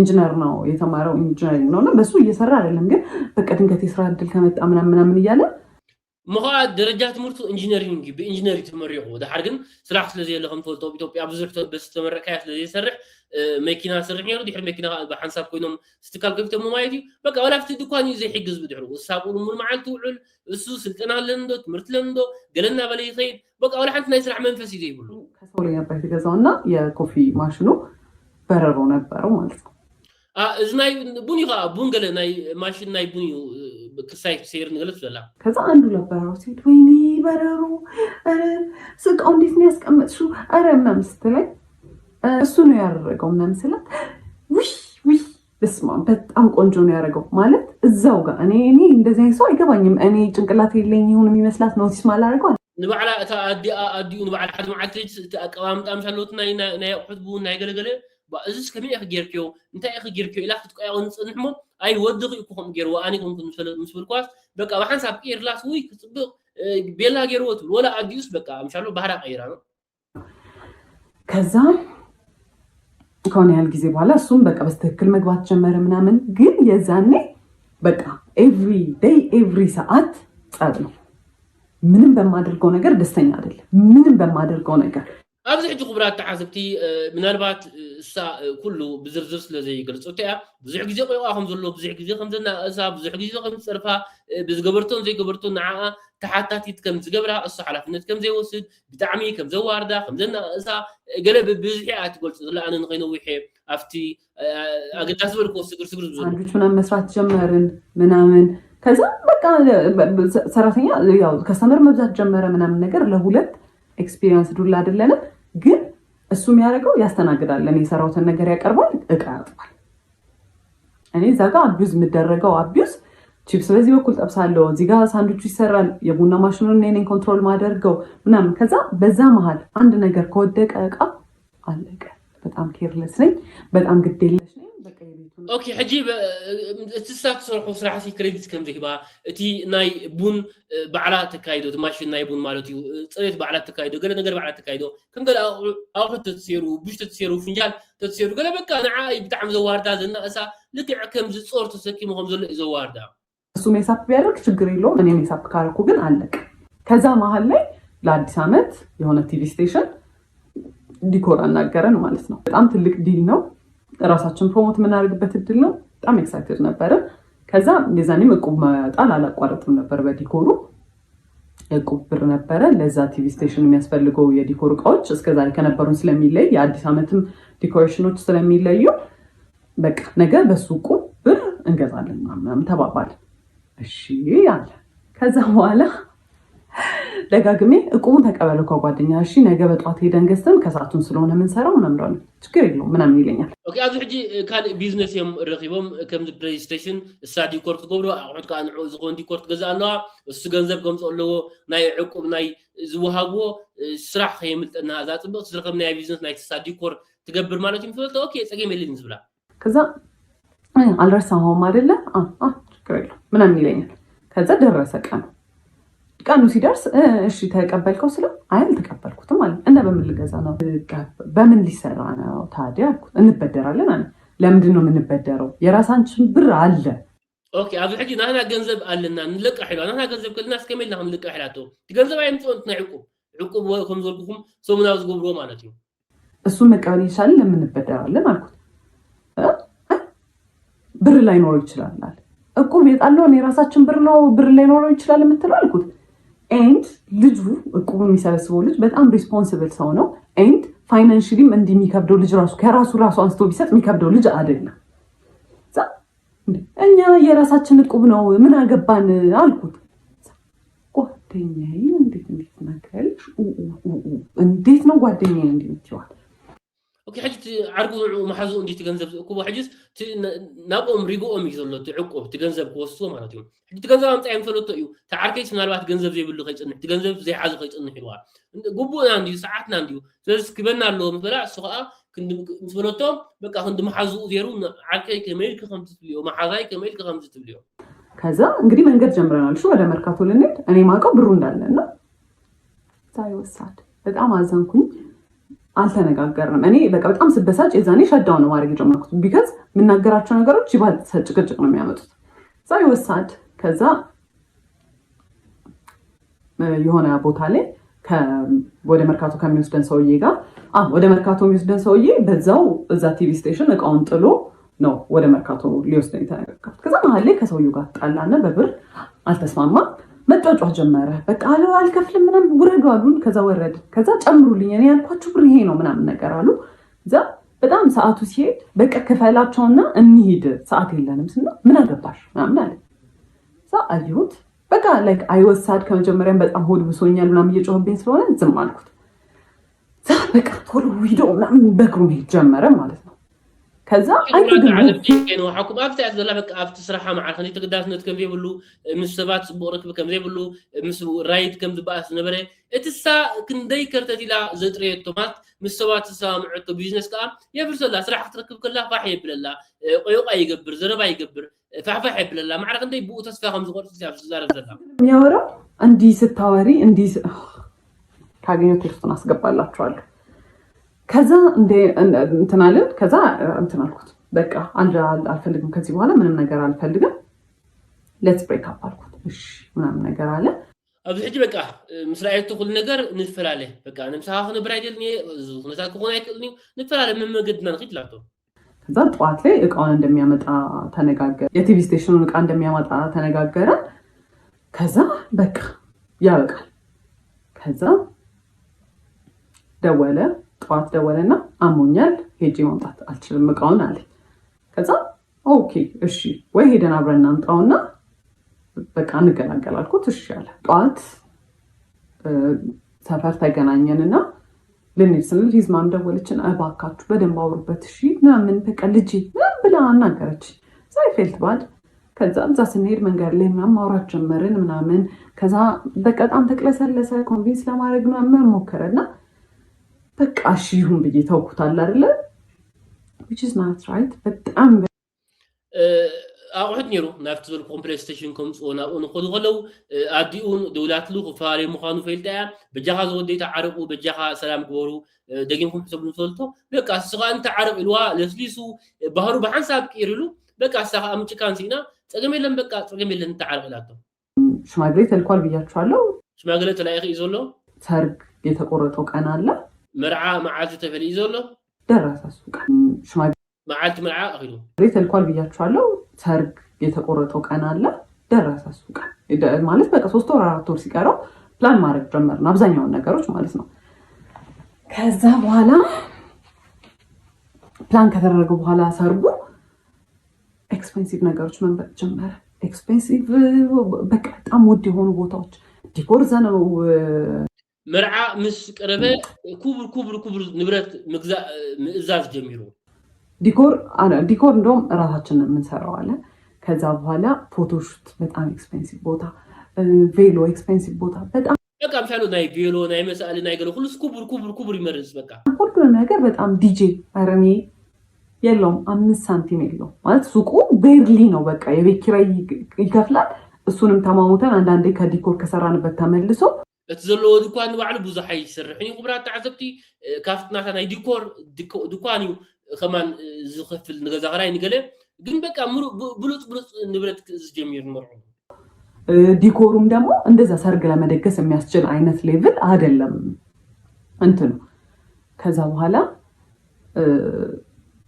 የኔ ፋሚሊዎችና በቃ አንድ ላይ የነሱን ፋሚሊ አንድ ላይ ተደርጎ ጎልፍ ክለብ ነበረ የተደገሰው ማለት ነው ሊደገስ ፕላን የተደረገውና 600 ሰው ነው ይጠራል የተባለው 600 ሰባት ከጽውዑ ኣብ ሓልዳት ናይ ወድ እንዳዋል ገብርዎ ካልእ ኩሉ ወጻይታት ስድራዬም ሽፍንዎ ስድራዬም ዝገብርዎ በሙሉ ወጻይታት 600 ሰው ዲኮር አይደለም ለ100 ምናምን ሰው ዲኮር እንዴት ተባልተን እንዴት ተጨቃጭቀን እንዳለቀ ነግሬያቸዋለሁ ለራሳችን ሰርግ ደግሞ ሲሆን ራሳችን ዲኮር መስራት አንችል አይቅር ራሳችንን መስራት ያለብን ከዛ ማይዳድ እኔ ከፍላለሁ ሌላ ሰው ገብቶ ይስራው እናንተ እረፉ አይምቢ ከዛ ኤክስፔንሲቭ ቦታዎች እየመረጠ ያው መጨረሻ ላይ የሚከፍለው ማይዳድ ነው በቃ አለ አይደለ ምንም ማድረግ አይቻልም ከዛ በኋላ እንደዛ ሆነ አክኖሌጅ አያደርግም ለጓደኞቹ የሚነግረው በራሱ እንደሚከፍል ነው አረኔ ርካሽ ቦታ ንዕረፍቱ ገለገለ በቃ ባዕልዩ ከም ዝኸፍለ እዩ ዝነግሮም ኣነ ርካሽ ሕሱር ንብረት ኣይድልየኒ እንታይ ገብረለይ ንመርዓይ ይዝብል በቃ ባዕሉ ኣባኣን ዝኸፍለ ቆይ ስድራን ዝኸፍልዎ አይመቸኝም ምናምን እያለ ማለት ነው ከዛ እንደምንም ብሎ በቃ በጣም እኔ ሆምለስ ነው የመሰልኩ ሰው የሰርጉ ሰሙን ሲደርስ እያማረበት ነው የሚሄደው ኣብ መዓልቲ መርዓስ በቃ ሳፍርተት ናፍቲ በቃ ሆምለስ ያ ትመስል ነራ ገዳም ሓደር ትመስል ሰባ መዓልቲ መርዑ ፀቢቑ ክውዕል ዝግብኦ እኔ ሆምለስ ነው የመሰልኩ የመጣው በቃ የምሬ በጣም እየደከረትኩ ነው ፀሐይ ለፀሐይ መዞር ነው ይሄን ቦታ ቼክ እናድርግ ነው ከዛ ተረፍ በቃ ሙሽራ ናት አይደል ተረፍ ሲባል በጣም ይናደዳል ምን ማለት ነው ተረፍ እኔ እንትን እያልኩኝ ማለት ነው ማለት መርዓት ያ ትትረፍ ኣገዛ ኸፍ ትበርክ ባህል ከሎ ኖ ከይ ኣለዋ ክትስራሕ ኣለዋ ገለ በቃ ምስ ያኽርተት ትብል ታሪፍ ከዛ እንዞራለን በጣም እየደከረትኩ መጣሁኝ ሜንታሊ በጣም ኤግዞስትድ እየሆንኩ ነው በየቀኑ ጭቅጭቅ አለ ስልችት የሚያደርግ ጭቅጭቅ መዓልታዊ ጭቅጭቅ ባሲ መዓልታዊ ማለት እያንዳንዱ ሰው ባስታውሳችሁ በቃ እያንዳንዱ ስቶሪ ታይም ለየብቻው የሚወጣው ማለት ነው ከዛ በኋላ ምን ያደርጋል ሰርጉ ደረሰ ከዛ የሰርጉ ቀን ዋዜማ ዲኮር መስራት አለብን ተባለ ጧት ላይ አዳራሹ ስላልተያዘ ከእሁድ ነበረ ሰርጉ ቅዳሜ ዕለት ማታ ጀምሮ ገብታችሁ መስራት ትችላላችሁ ተባለ እሺ ብለን እኔና ሲስተር ከሰዓት በኋላ ስንት ዕቃ ተሸክመን ሄደን ኣብዚ ሕጅሪኦ መዓልቲ መርዓ አኸሎ ኣክን ካልኦት ሰባት ዲኮር ስርሑ ዲኮር በዓልና ያ ንገብሮ ይልዋ እሳን ሓፍታን ድሮ መርዓ ኣትሒዝካ ዲኮር ክገብሮ ሕሰብዎ የሱም አንድ ጓደኛ ነበር ዘመድ ለሶስት ዲኮር መስራት ጀመርን ማለት ነው ፀሐይ ነው እየቀረቀጠ ነው እንግዲህ አንድ ቀን ነው የቀረው ሰርጌ ሰው ሊያምርበት ተስፋ ሊገባ ምናምን ነው የሚጠበቀው እኔ ፀሐይ ላይ ስሰራ መርዓኻ ሓንቲ መዓልቲ ስርፍ ኸሎስ ፋስኸይ ትዛውር ምሻሎ ስቲም ትገብር ገለ እሳ ግን ኣብ ዲኮር ምስራሕ መርዓ ያ ነራ እሱ የት ነው አይታወቅም እሱ ቢያሎ አይፍለጥም ትደውልለት አያነሳም ከዛ መጣው ይለኛል ከዛ ፀጉሬን የተቆረጥኩ ነው የሆነ ሰዓት እንግዲህ እኔ መስራት ሁሉ አልፈለኩም ሪግሬት እናደርጋለን ስለው ቆይቼ ምንድነው ያደረገው እሱ አይ እኛ ነን የምንሰራው አለ ከዛ መጨረሻ ላይ እኔ ሲስተር እና አንድ ጓደኛው ቀረን ማለት ነው ከዛ የሽመሸ ሲመጣ ወንድሜም ዘመዶች ምናምን መጣው የወንበር ጨርቅ የ600 ወንበር ጨርቅ ማልበስ ምናምን በቃ ሁሉም ሰው በማያገባው ዲኮሩም አገዝ ጀመረ ማለት ነው ከዛ መጣ በኋላ ሲመጣ እንደዛኛው ሰርግ ዲኮር ማለት ጀመረ። በቃ ይሄንን ለምድ ያልሰራው ይሄን ራሱ ይሄንን ጣሉ ይሄንን በሉ ምናምን ማለት ነው። በቃ ሁሉም እንዳሰሩሑ ገለ ድሓር መፂስ ብላዕሊ ኸውን መሊሱ እዚ ተሰርሐን ከምዚ ኮነን ይብል። ከዛ ሁሉም ሰው ግራ ተጋባ መሸ። ቤተሰብ በቃ ተጠራጥ ግራ አይሆን ነይ በቃ ሰው ተሰብስቦ እየጠበቀ ነው። ዋዜማ ነው እየተጨፈረ ነው። ቤት እኔ የለው ነይ። ከዛ መሸ 2 ሰዓት 3 ሰዓት ይሆናል ኦልሞስት። ከዛ ጥሎሽ ምናምን የሚባል ነገር ነበረ። ከዛ እሱንም ተዘጋጁ ተብሎ ሁሉን ታውት እሱን ራሱ ተዘጋጅቶ የነበረው ይላከ ሲባል ጓደኞቹ ሂድ ወርውላችሁላቸው ኑ ያላቸው ማለት ነው። አልነገራቸውም። ጓደኞቹም አያውቁ።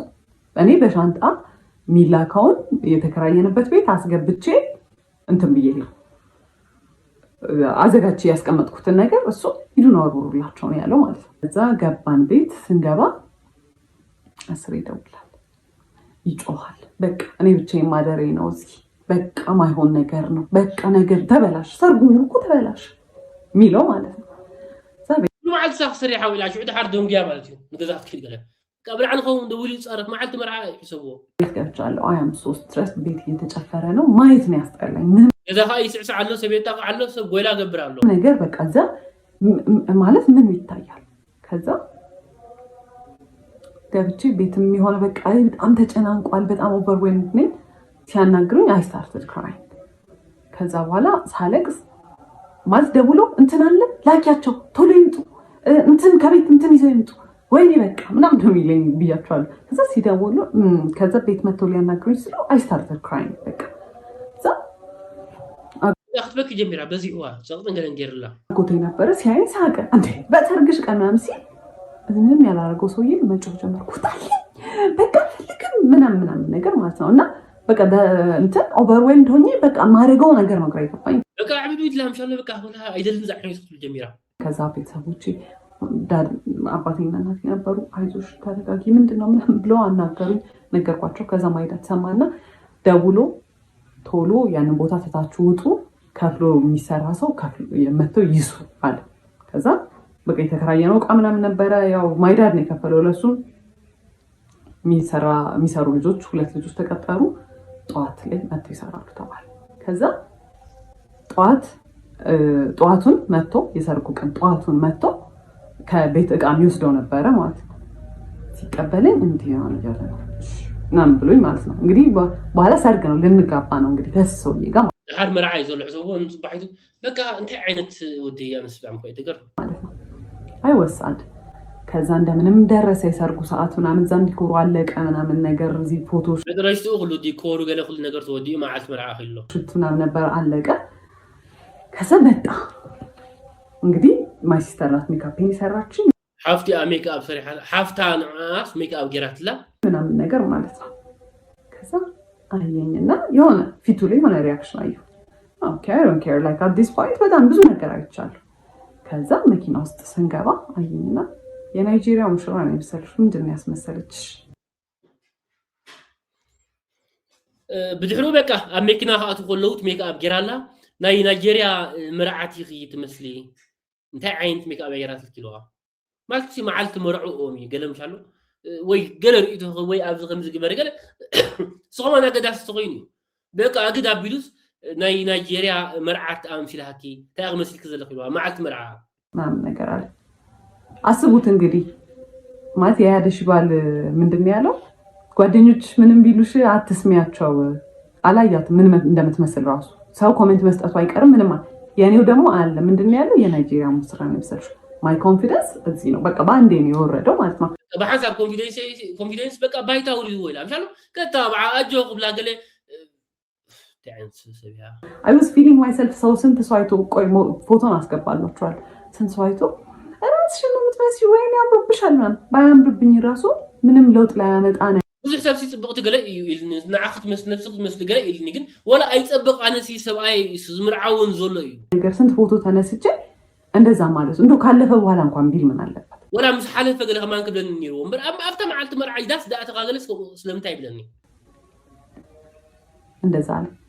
ከዛ በቃ ጨነቀኝ ደነገጥኩኝ ምናምን ከዛ እዛ ስንገባ ምን በቃ ሙቀት ነበረ ምናምን ጠራርኩት ሜካፑን ሙሉን አጠፋሁትና ተቀመጥን ማለት ነው ከዛ እንግዲህ በቃ እንትን ተጨፈረ ምናምን ተገባ ስንቀመጥ ዞር ሲያለ ዛ ያለቀስክ ነው እንዴ አልኩት አዎ አልቅሽ ይወጣልኝ እንጂ አለኝ ምንድነው ስለ ማን ይላል እና ምንድነው ፐርሲቭ እንዲደረግ ሰው ስለዛ ነገር እንዲኖረው የሚፈልገው ፐርሰፕሽን ምንድነው እሱ ሳይፈልግ እኔ በግድ ያገባውት እንደሆነ በቃ አፍቲ መርዓ መዓልት ነብዕ ጀሚሩ ከምዚ ድንይት በቃ ነብዕ በቃ خجن ገለ ኢ ተበልቶስ በቃ ይውጣለይ በቃ ነብዕ ይልዋ ሕጂ ከመያም ሲወሲላካ በቃ ነት ዝርእ ዘሎ ሰብስ በቃ ከይፈተው ተገዲዱ ከም ዝምርዓዋ ዘሎ ዛ ዓይነቱ እኔ ከዛ በፊት ስንቴ ብሬክ አፕ እናርግ ብየዋለሁ ሜንሽን ያላረኩላችሁ ሰዓቶች አሉ አንድ ዘይ ነገርኩም እንበር ብዙሕ ጊዜ በቃ ንፈላለ ስኡለ አፍታ ንፈላለ ክንደኸልና ይበቃ ለሚኑ ይዝመልሰኒ ስንቴ እንለያይ ብየዋለሁ አስሬው አይደለም እሱን ሁሉን ነገር አና አሲሬ ይኮንኩ ጉንቀን የቆረጠው ኤቭሪ ነገር ፕላን ያደረገው ምን ያለው እሱ ነው እሱ ግን ሰው እንዲያስብ የሚፈልገው ፎር ሰም ሪዝን እኔ አስገድጀው በግድ የተጋባ እንደሆነ ፐርሲቭ እንዲደረግ ነው የሚፈልገው በቃ እሱ ግን በቃ አገዲዳ ከምስተመርዓውት ሰብ ፈልጦ ልደልይ ከዛ አየሁት ከዛ እኔ ያን ያህል መጨፍር ሰው አይደለሁም ምን ስንት ዘመን ለምን በቃ አይስዕስዕ ይዘሉ ሕሰቦ ብቃቴ ሲደገስ ምናምን ራሱ ጨፍሪ ራሱ ሲለኝ መጨፍር ሰው አይደለሁም ግን ሃይድ ለማድረግ ያንን አይ ዋዝ አክቲንግ በጣም አውት ኦፍ ካራክተር አይ ዋዝ ላይክ በጣም ደስተኛ ለምሳሌ አይ ዋዝ ዳንሲንግ በቃ ስጨፍር ነበር ምናምን ነገር ከዛ የሰርጉ ቀን አለፈ ማለት ነው መዓልቲ መርዓ ዝኾነ ትካትካ ሓሊፉ ከዛ የሰርጉ ቀን አለፈ መልሱ በሳምንቱ እኛ ቤት መልስ ተጠራን ከዛ ለመልሱ 2 ቀን ሲቀረው ጸጉሬን ለመሰራት ለመልሱ የሱን ስልክ ተቀብዬ የኔ ስልክ ስለዘጋ ጸጉር ቤት ይዤ ሄጄ ፎቶ ልነሳ ምን ላይ እንደደረሰ ፕሮግረሱ ለማየት ፎቶ ተነሳውኝና ዲሊት አድርጌ ከሪሳይክል ቢን ውስጥ ላጠፋው ስገባ ሪሳይክል ቢን ውስጥ ቪዲዮዎች አሉ ምን ናቸው ቪዲዮቹ ምን ይመስላችኋል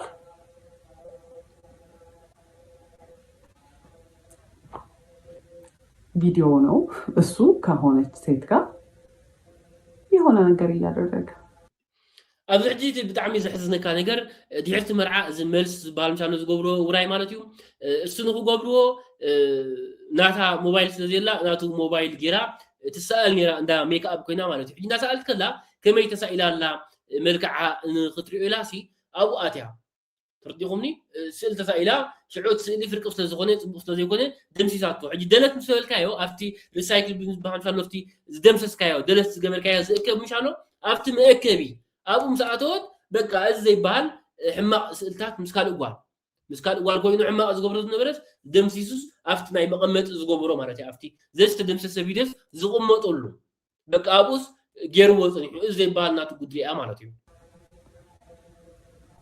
አየሁት ከዛ አይ ዋዝ ኮንፊውዝድ ማለት ማይሆን ቦታ እንደዛ አይነት ቪዲዮ አይከፈትም ኦብቪየስሊ አብዳ ሜክአፕ ገር ኮይናስ አይነት ቪዲዮ ተከፍታ አይተቀልኛ ከዛ ወዲያውኑ ቼክ አደረኩኝ አስቀመጥኩት በቃ ጭንቅላቴ ድንዝዝ ነው ያለው ከዛ ወዲያውኑ ቴሌግራም ውስጥ ገብቼና ቼክ ማድረግ ጀመርኩ ማለት ነው ከዛ ሳይ ከማይላላከው አይነት ቴክስት የለም ብድሕሪኡ ኣብ ቴሌግራም ናቱ አካውንት አትያ መስራኤቶ ሁለተኛ ቴሌግራም አካውንት አለው ካልኣይ ቴሌግራም አካውንት አለው ውሳዴ ስፈልጦ ዝነበረት ዘይለኣኾ መሰጅ ዘይፅሓፎ መሰጅ ምስ ደቂ ኣንስትዮ ኣይፅንሕን እዚ ዘይበሃል ጉድ ረኺባትሉ ማለት እዩ የማያወራው አይነት ሴት የለም ማውራት ከጀመርንበት እኛ ዴት ማድረግ ከጀመርንበት ቀን ጀምሮ ይሄ ስልጠና እያለ የሚሄድበት ሰዓት ባህሪው የሚቀየርበት ሰዓት ኤቭሪ ታይም ከሴቶች ጋር እያወራ ነው ማለት ሕጂ ኣይተረዲዋ እዚ ብሙሉእ ናብ ትምህርቲ ዝብላ ዝነበረ ምስ ኣዝነጫንጭ ዝነበረ ገለ ዝነበረ ካገዛዝ ወፅኡ ዝነበረ ብሙሉእስ በቃ ምስ ደቂ ኣንስትዮ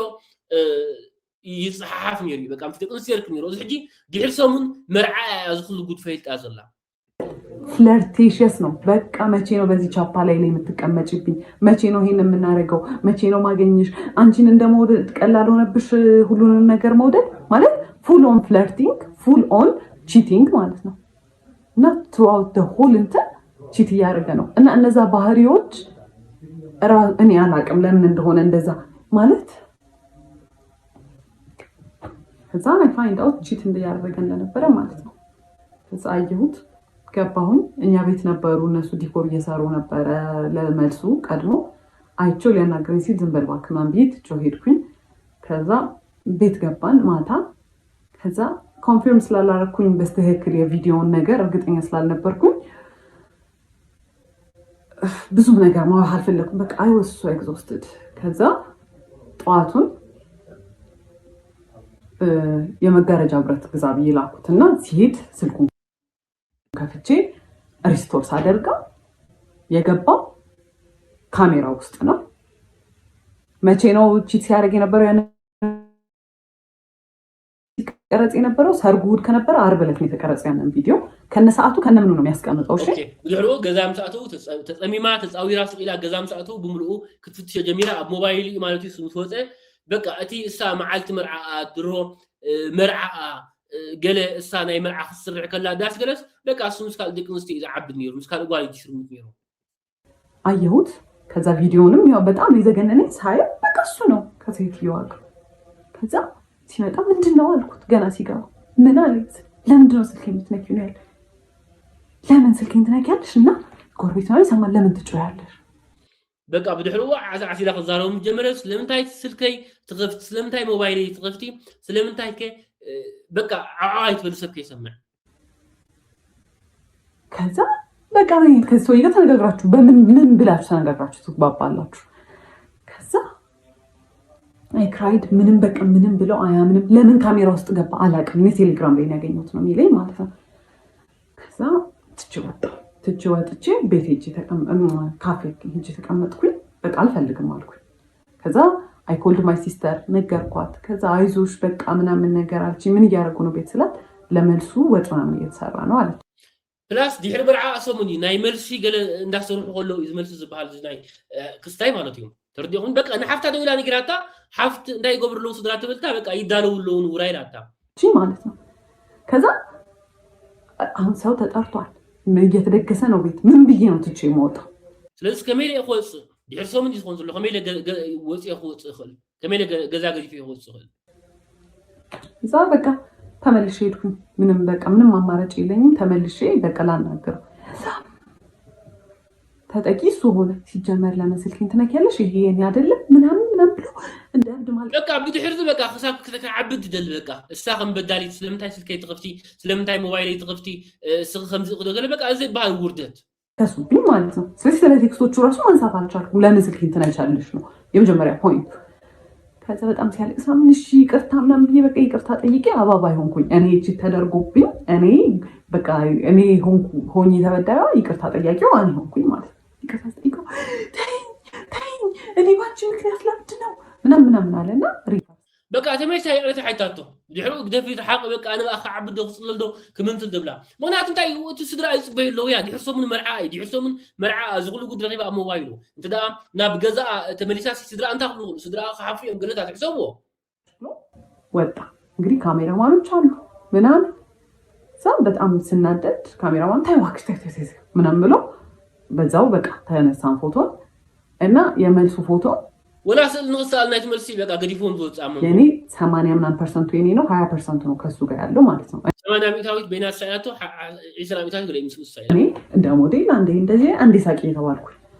ከዛ በኋላ በቃ የመልሱ ቀን አለፈ ምናምን ነገር።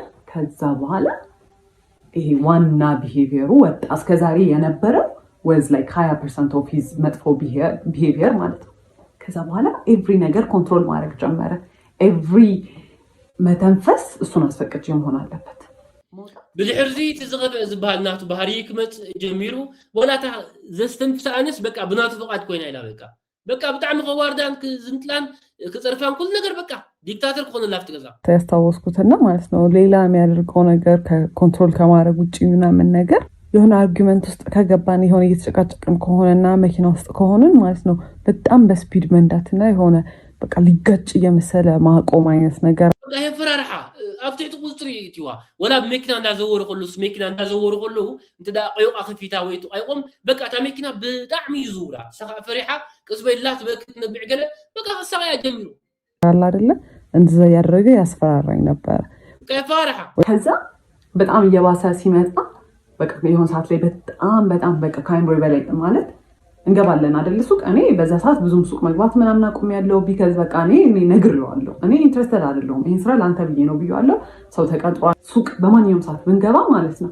ይሄናሽ ተቀምጦ ሊትራሊ ተቀምጦ ይሄናሽ ይሄን አርጊ በቃ ወላፍት ድኳን ንዑ ኢላ አትኸይድ ብጣዕሚ ሰቅያ ብጣዕሚ ዋርድ አገልታት እዘይ ባል ችግራት ያ ብሕፅር ዝበለ ትሕልፍ ነራ የሆነ ቦታ ደውይ ብሎ ዝቅ ስል ያንን ለመደወል የሆነ ብሎክ ያደረገው ስልክ ተደጋጋሚ የሚደወላል።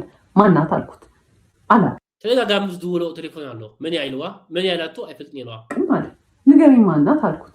ከዛ እኔ ራይት ተደውሎ ይሆናል አለኝና ለምን ብሎክ አረካቸው ስል ሰድቦኝ ነው አለ። ከዛ እስቲ ብዬ ኮሎ ውስጥ ስገባ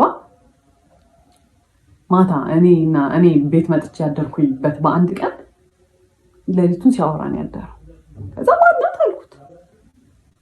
እሺ በቃ እንዳትናደጅ ብዬ ነው። ሃይ ስኩል ላይ ክራሽ የነበረባት ልጅ ነበረች። ስልኬን አግኝታ እንግዲህ እስከዛ ሰዓት ደውላ አታውቅም። ደውልም ትችላለች እንግዲህ አላውቅም። እና እንገናኝ ብላኝ ነበረ ነገር። ከዛ ብሎክ አደረኳት።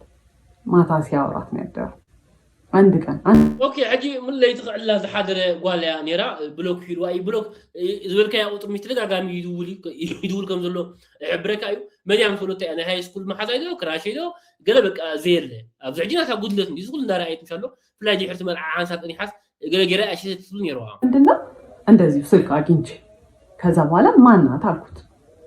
እጄ ላይ ደግሞ እኮ ምንም እንደማያደርግ እኮ ሰው ስልኩን ይሰጠኛል። እኔ እንድናደድ ይሁን አላውቅም። ከዛ ሜሴጅ ምናምን አለው ነው አይደለም ኮል አገኘሁኝ። ከዛ ማናት ስለው ራይድ ተሰዳድበን ምናምን ነገር አለ። ምንድን ነው የተሰዳደባችሁት አልኩት።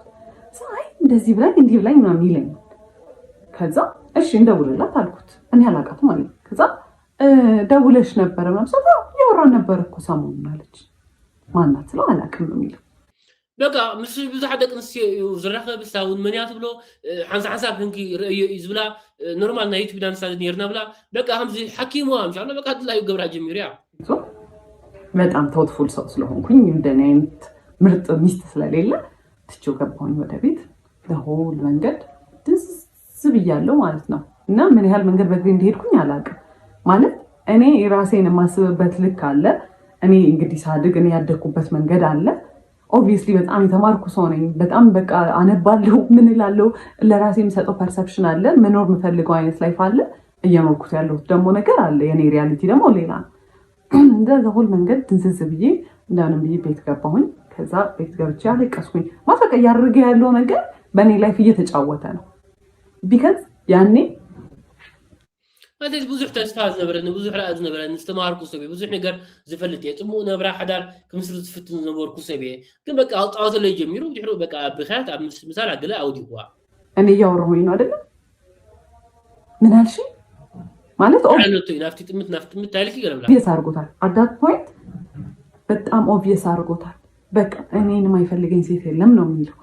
ከዛ በኋላ ደግሞ ምን ዲ ወገን አለሽ አንቺ አሁን ወገን ምናምን አሁን ከሷ ጋር አሁን አንቺ ትወዳደራለሽ ምናምን ይሄ በጣም በቃ እኔ ንቆኛል። ከዛ እኔ እህት ነው የምመስልህ እንዴ ምናምን ሁላ ስለው ምንም አይመስለውም። በቃ ብጣዕሚ ክድዕቃ ጀሚሩ ብዙሓት ደቂ ኣንስትዮ እንደልያኒ ብዙሓት እዮም ዝፈትዋኒ ናብ ምባል በፂሑ ማለት እዩ። ወይ መጽሐፍ ማለት እሱ ካላነበበው እኮ እኔ ላይፍ ላይ አፕላይ ማድረግ አልችልም። ቢካዝ እሱ ነው ኤቭሪ ነገር ዲሳይድ የሚያደርገው። ኤቭሪ ነገር አፕላይ የሚደረገው እሱ ያለው ብቻ ነው። ኢቨን እኔ ያልኩትን ነገር እምቢ ብሎ በኋላ በሌላ መንገድ ተናግሮ ያደርገዋል እንጂ እኔ እንዳልኩት ክሬዲት አይሰጠኝም።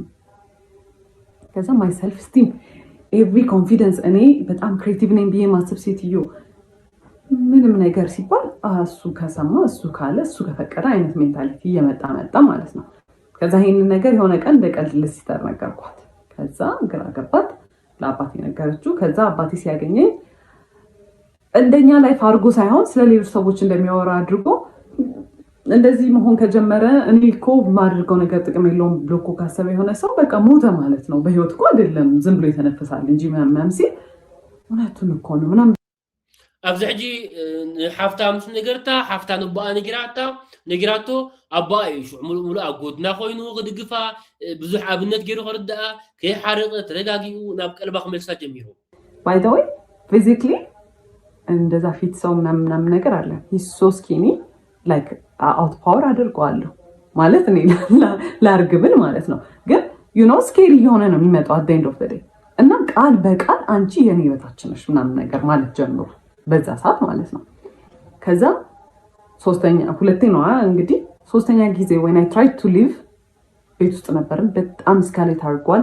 ፊዚካል ሊመጣ ነው እያስታወቀኝ ነው። ላይክ የሆነ በቃ ከጭቅጭቅ አልፏል። ሊመታኝ መማታቱ አይቀርም። ከማታ ኦብቪየስሊ አይተርፍም፣ በህይወትም አይኖርም ኦብቪየስሊ።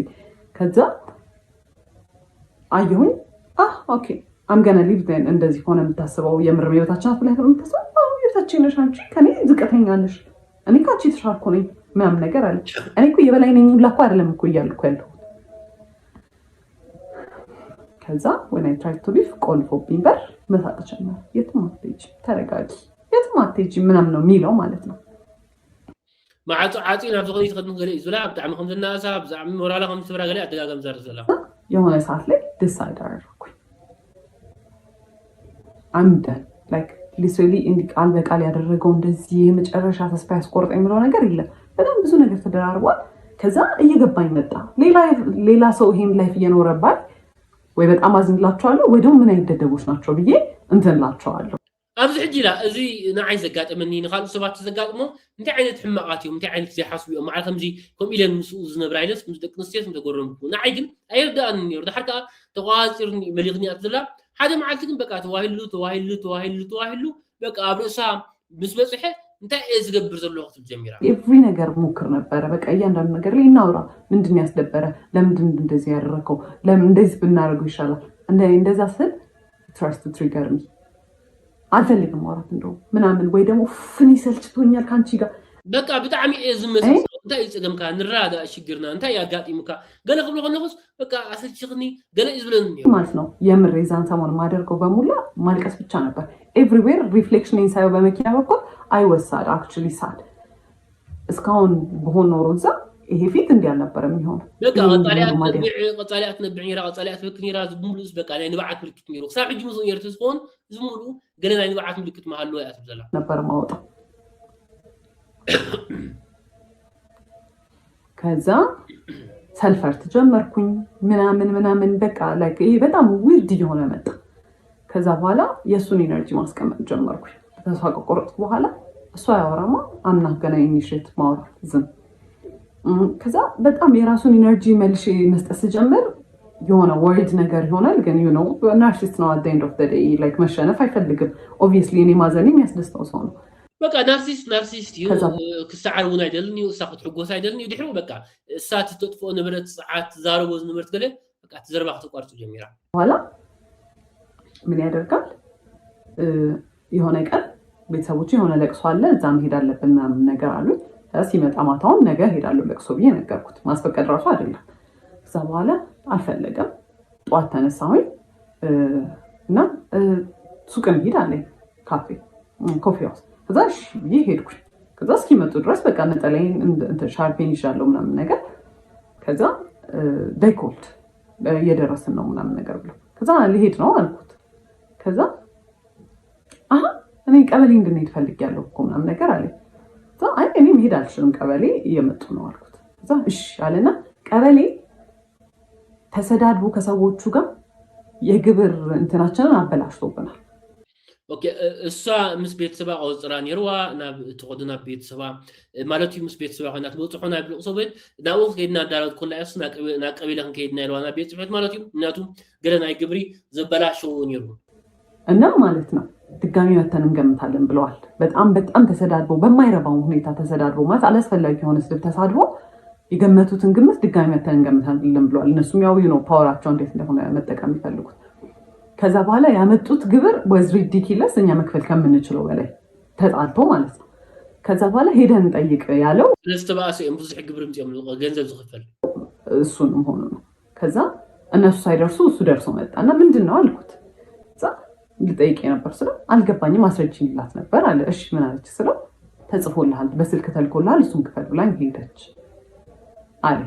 አየሁት አላ በዛ ሰዓት ላይ በጣም ሁሉም ነገር ያስጠላኝ ሰው ነኝ። አይቼው ዝም ብዬው ሄድኩኝ። ለቅሶን ሄድን። ከዛ በኋላ ደወሉና እንትን አይተን ነበረ ዲኮር የሆነ ጊዜ አፕላይ አድርገን ነበረ ለመከራየት እነሱ ጋር እና እሱን አይተን ነበረ እንትን በሉልን ዲኮር እንደ ጨረታ ነገር ማለት ብዙ ሰው ነው እንትን የሚሉት እና እስቲ ላኩልን የምትሰሩትን ዲኮር 3D እንትን ሞዴል አሰርታችሁ ምናምን ነገር አሉ። ከዛ እሺ አልኩኝ። ለቅሶ ጋር ሆኜ ነበር። ከዛ ቤት ገባውና ወንድሜ ግራፊክ ዲዛይን ስለሚሰራ እስቲ እንስራ ምናምን ነገር ብዬ ስዕል ሳልኩለት ምናምን ነገር እና የሚሰራው ከዛ ገባኝ። እኔ ስላልኩኝ ያ ዲኮር አይሰራም፣ እሱ ግዴታ መኖር አለበት። እንደ ፓርትነር አይደለም። እንደ ፓርትነር ቢሆን የሳልኩለትን ስዕል كبرى تعزل 17 خفالتي والهم بارتا 17 سميتنا مالهم دايما ترشا اب زغبرت ازيا بقى بكل ነገር ሲ ከም ተስፋኸም ዝቆረፀት ብጣዕሚ ከም ተሳቀያ ኣብ ቢዝነስ ኣብ ህይወታ ኣብ ናብራ ተስፋኸም ዝኽላያ ትዕብ ምንድነው በኔ ቤተሰቦች ነው የተሟላው which is fine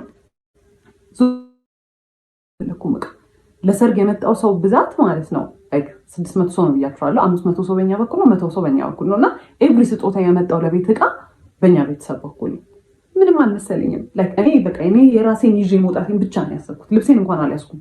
ለለቅሶ በመጣሁበት ነው የቀረሁት። ከዛ በኋላ በጣም ብዙ ድራማ ፈጠረ። በየቀኑ ይመጣል፣ በየቀኑ ያለቅሳል፣ ቤት ይደውላል። ኦኬ ብድሕሮ ብራት ተዓዘብቲ ምስኡ ከም ዘይከውን ምስትርዳኣ ብሙሉኡ ኣቑሑት ገለ ጠቂላ ካብቲ ገዛ ወፂኣ ማለት እዩ።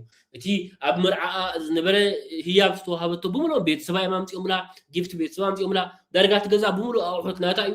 በቃ ንኩሉ ጥንጥን ኣቢላ ድጥርጥ ኣቢላ ወፂኣትሉ ካብቲ ገዛ ማለት እዩ። ብድሕሩ መዓልታዊ መፂእ ክነብዕ መዓልታዊ መፂእ ክበኪ ንተዓረቅ ክብል ጀሚሩ ለማጣላት የሄደበት ወይ ከቤተሰቦቼ ጋር ማለት እንደሚያባሩኝ መስሎት ነው መሰለኝ ካልእ ስድራ ኣመታን ከባርዋ መታን ባይታ ክትንሳ መታን ከይፈ ዝምለሶ በቃ ንስድራ ኮይድ ነባኣ ኮይዱ ከምዚ ትገብር ነራ ከምዚ ኣኮ ጓልኩን ክረብሎም እንደዚህ እኮ ናት እሷ እኮ እንደ ፈረንጆች እኮ ልሁን ስለምትል ነው እሷ እኮ እንደዚህ ናት። ከዛ ላይክ ቤተሰቦቼ ላይክ ያቆኛል እሱ እንዳለኝ አይነት ሰው ራሱ ቢሆን አትሄዱትሪ የኔ ቤተሰቦች ነው ኣብዚ ሕጂ በቃ ስድራ ይፅቡቅ ገይሮም ይንፈጥ በቃ እሱ ከምዚ ፈረንጂ ሓዳር ያደሊ ብላዓል ትኾነለይ ዶ በቃ ኢዱ ብጣዕሚ ክመሻኸን ጀሚሩ በቃ ሳይደልና ይደልና ስድራ ድማ ኣጎድና ኮይኖም ብፍላይ ኣቦኣ ካብ መጀመርያ ክሳብ መጨረሻ ኩሉ ነገር ምሳኣ ከም ዝኾነ ከም ዝምሻሎ ኪዳ ሓዳር ክግበር ገለ ዘይኮነስ በቃ ተረዲኦምላ ኩሉ ነገር ኣጎድና ከም ዝኾነ ትሕብር ልጃቸው ምንም ነገር ነው ማያደርጉኝ ያልገባው ነገር ከዛ ትሬትን ማድረግ ጀምራለሁ ማለት ነው። በቃ እንትን ይላል ራሴን አጠፋለሁ በቃ እንደዚህ ያደርጋለሁ በቃ ራሴ ነፍሴ ከጥፌ ህይወቴ ከሕልፌ ክንዕረቕ አልና ናባይክ መጻሉ አኽብል ጀሚር መጥረሹ ከዛ በቃ መጨረሻ ያቆመው እሱን ማለት ነው። ጓደኞቹን ላከ ቤተሰቦቹ እናቱ እንደዛ ሚስትሪት ታረገኝ እንዳልነበረ አልነገርኳችሁም ስንት ነገር ታረገኝ እንዳልነበረ ኦኬ ዕርቱ ሊቁ ገለሊቁ በቃ አዲኡ ከይተርፈት አዲኡ ሲ ብጣዕሚ ተዋርደን ነራ አይነገርኩም ምንበር ብዙ ችግር መከራዬ ዕልፈ ነራ እሳ ከይተርፈት ለምን እንመጽያ ነበር ደውላስኪ ብለኝ እንኳን አታውቅም ጽዮን ነው የምትለኝ ጽዮን ያሽ ማዛ ሓፍትና ጽዮን ኩሙ ትረኽባ ኣብ ቲክቶክ ትደሊኹም አሁን ጽዮን ያኽሉ ይትለን ነራ ጽየኽ ለን ጀሚራ ሽዒላ ፍትክ ትዕረቕ ምድልየ እና ወጀስ ማይን ሰማይ ነው ግን ነው እዛ ጋር ማሽቃበጥና ጀመረች ራሱን ኮር ያጠፋል እንት ሆነ ከዛ መጨረሻ ፋዘር ሁለተኛ እንዳትመጣ እንዳታገኛት ተረጋግታ ታስብ ምትፈልግም ከሆነ ራሱ ተረጋግታ እንድታስብ ጊዜ ስጣት ብሎ ብድዕሩ በቃ ፋዘር አቦአ ማለት እዩ በቃ ናይ መጨረሻ እሳ ሓሲባ ክትስኛ እስኻ ናብ ዝገጽካት ምጽ አይትርብሻልዎ ፋዘር በሌለበት ሰዓት መጣ እና አቦአ ዘይብሉ መዓልት መጽዩ ማለት ነው ያልነገርኳችሁ ሲመጣ he was so dramatic ሁዲ ነበር የለበሰው ኮፍያውን አድርጎ ማለት እንደዛ አይደለም እሺ የሚለብሰው ለጊዜ ሸሚዝ ምናምን የሚለብሰው ነው ሁዲ አድርጎ ኮፍያውን አድርጎ እጁን ኪስ ውስጥ ከቶ ምናምን ነገር ቤተሰቦቼ እንደውም በጣም ፈርተው ነበር የሆነ ነገር ሊያደርግ ነው የሚመስለው በቃ አመጣጡ ማለት ነው። እና ከዛ በኋላ ማይማም ደወለችለትና መጥቷል ምናምን ነገር አለችው። ከዛ መጥቶ ሁለተኛ ድርሽ እንዳትልና ብሎ አስፈራርቶት ነው የሄደው ማለት ነው። እና ፋዘር ላይክ በጣም ሲቪላይዝድ ሰው ነው በጣም ረጋ ብሎ ነው የሚያወራው እሱን ለምዷል ሲጮህበት was literally shaking ማለት ያን ያህል ፈሪ ነው ግን የሆነ እንደዚህ አይነት ሰው ፓወር የምትሰጡት ራሳችሁ ናችሁ። ከዛ በመጫወት ጀመረ ምናምን በጣም ብዙ ነገር ሞከረ በጣም ረጅም ጊዜ እንትን አለ። እኔ ግን ዲሳይድ አድርጌ ነበር ይሄ ላስት እንትን ምለው እንደዚህ like he cheated ቪዲዮ ላይ ይዤበታለሁ ቴክስት ይዤበታለሁ ባለሽ ቪዲዮ ይዛትሉ ገለ ይዛትሉ ቴክስት ይዛትሉ ገለ ይዛትሉ በቃ ወዲያ ሁሉ ናይ ሁሉ ድዕሩ ለሚኑ ብዙ ነገር ገለ በቃ አይኮን ለአብያ ስልክ ይዤበታለሁ ደውዬውላ እናግሬያቸዋለሁ ስንት ነገር አድርጌያለሁ ኢቨን የሆኑ ስልኮች እኔ አላቃቸውም ወይ የራይድ ነው ምናምን ያለው ማለት ነው። ወደ እኔ ልክ መልሽ ስደውላችሁ የሚባል ሰው ታውቂያለሽ ስላት አዎ ነው የምትል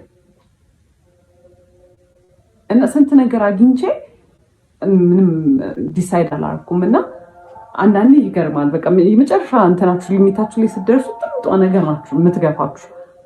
ከዛ በኋላ ያ ሁላ ኮንፊደንስ የጠፋው ያ ሁላ ክሬቲቪቲ የጠፋ ያልኩት ልጅ ምናምን ነገር ፋይናንሽሊ እንደ ድሮ እንኳን ባልሆን ላይክ ይመጣል ስራ ምናምን ግን ሜንታሊ ያለሁት እኔ አንገናኝም። የዛኔ ኤቭሪ ነገር ለማድረግ በኋላ መጠጣት እንዳልኳችሁ ነው። ባተሽ በቃ በጣም አዳኺም ዋኒሩ ኩል ነገር አገረ ሕጂ ግን አብዛሓ ሽሞታት ከም ትርከብ ገዳ ትዕብር ዘላ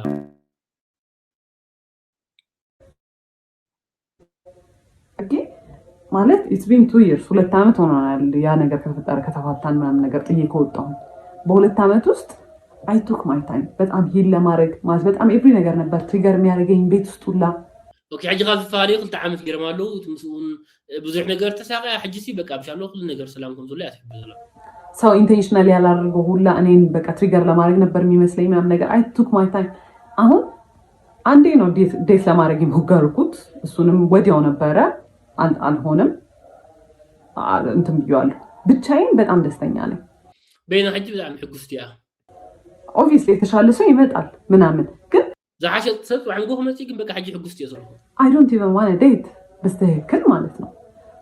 እና ሌሎች ሴቶችም እንደዚህ አይነት ሲቹዌሽን ውስጥ ያላችሁ ካላችሁ ካልኦ ደቂ አንስትዮ ከም አይነት ክሳብ ዘለኹን ተለኹን አንድ ግዴታ አይደለም ግዴታ አይኮንም ምንባር ማለት you can live ብቻችሁ መሆን ትችላላችሁ። በይንኹን ምዃን ሲ ትኽእል አይኹን ከእናንተ አይበልጥም። አባኹን ሲ አይበልጥም። የተሻለ ሰው ይመጣል ኦብቪየስሊ ባይመጣ ራሱ ኢትስ ፋይን። እናንተ ለራሳችሁ በቂ ናችሁ ማለት በጣም በቂ ናችሁ። ከምታስቡት በላይ በቂ ናችሁ። በቃ ሰውም ሲ በይንኹ እንታይ ዲያስ ዘላኹና ተዓዘብቲ ገለለዋ ከመሓየሽ ኾን ኩል ወቅት ኾን ወይ ብዙሕ ተፈሊኸ ከፈኣል ንገይረንሲ ሲለና ብሓዳር ሕማቕ ዝነብራ እሞ በቃ ዘይኮውን ነገር ተኾይኑ ክእለያ እየን ዘለዋ ክወፃ እየን ዘለዉንካ ወማዕርኹም ግዜ ቅትላስ የብለንን ዝሓሸ ሰብ እዩ ዝመፅእ ዝሓሸ ሰብ ተዘይመፅእ ከዓ በይንኻ ምንባር ዝተከኣል እዩ እና ኢትስ ናት ወርዝ ኢት። እኔ የዛኔ አይ ዋዝ ቬሪ ሱሳይዳል ድልድይ ባየሁ ቁጥር ማለት ነው የምሬን ሹዳ እዚህ ጋር ቢያልቅ ይሻላል ሹዳ ዲስአፒር በቃ ዝም ይላል ሁሉም ነገር ብዬ ነው የማስበው። ማለት በጣም በጣም በጣም ብዙ ያልነገርኳችሁ ነገሮች አሉ። ኤቭሪዴይ የሚደረጉ ነገሮች በጣም ስለተንዛዛ ነው። ይሄ ቪዲዮ በጣም ስለረዘመ ነው። እዚ ቪዲዮ በጣም ስለዝነውሕ ክሳብ ደቂቕ ዘይነገርኩም እምበር መዓልታዊ ዘይበሃል ጉት ዘይበሃል ውርደት ኢኻ ትስከም መዓልክ እንደ ከቢድ ምዃኑ እያ ትገልጸላ። በጣም ብዙ ነገሮች አሉ። በጣም ነበረ እንትን የምለው አሁን ላይክ ሊትራሊ ፀጉሬን ድሬድ አድርጌ በራሴ ዲሳይድ አድርጌ አይ አም ሊቪንግ ማይ ላይፍ ላይክ አይ ኖ ፀጉር ድሬድ ማድረግ እንትን እንዳለ ነገር የዛኔ ከነበረው ነገር አንጻር ዲስ በጣም ትልቅ ዲል ነው። በጣም ኤቭሪ ነገር ነበር ኮንትሮል የሚያደርገኝ ኤቭሪ ነገር እና ኢትስ ናት ኢቨን ወርዝ ኢት ሉክ አት ሚ አይ አም ሶ ፍሪ። አሁን በቃ በጣም በጣም ደስተኛ ነኝ በህይወቴ በጣም ማለት ነው። በቃ ሕጂ ሕጉስቲ ምዃና ደስተኛ ምዃና እያ ትሕብር ዘላ። ክቡራት ተዓዘብቲ ናታ ቲክቶክ አካውንቱ ጽዮን ግርማ ትብል ነትላ ኣብ ታሕቲ ትሪእዋ ትህልኡኹም ኣብታ ናይ ቲክቶክ ምልክት ዘላታ ማለት እዩ። እቲ ናታ ቪድዮ በቃ ከባቢ ንሓንቲ ቪድዮስ 17 ክፋል እዩ ዳርጋ 1 ሚልዮን ሰብ እዩ ርእይዎ ማለት እዩ። ብዙሕ ሰብ ድማ ናታ ቢዝነሳ እና ዲኮር በቃ ነማዕብለላ ንሓግዛ ብላ ኣሎ ብዙሕ ሰብ በቃ እንዳ ዲኮራ ንክምዕብል ኣብ ዛዕባ ደረጃ ንኸብፅሕ ንሓግዛ ገለ ኩሉ ጀሚሮም ኣለዉ ብዙሓት ክሕግዝዋ እዮም እና it's not worth it ምንም አይነት መስዋዕት መክፈል አያስፈልግም ማለት ለሚገባው ሰው ነው። ባልተሲን ዘይግባኦ ሰብ መስዋዕት ትኽፈላ ዝግባኦ ተኾይኑ ኦኬ ዘይግባኦ እንዳኹም እንኳን እንዳረኣኻ ግን መስዋዕት ትኽፈላ እርን ማድረግ አለበት መስዋዕቱንም ማለት ነው።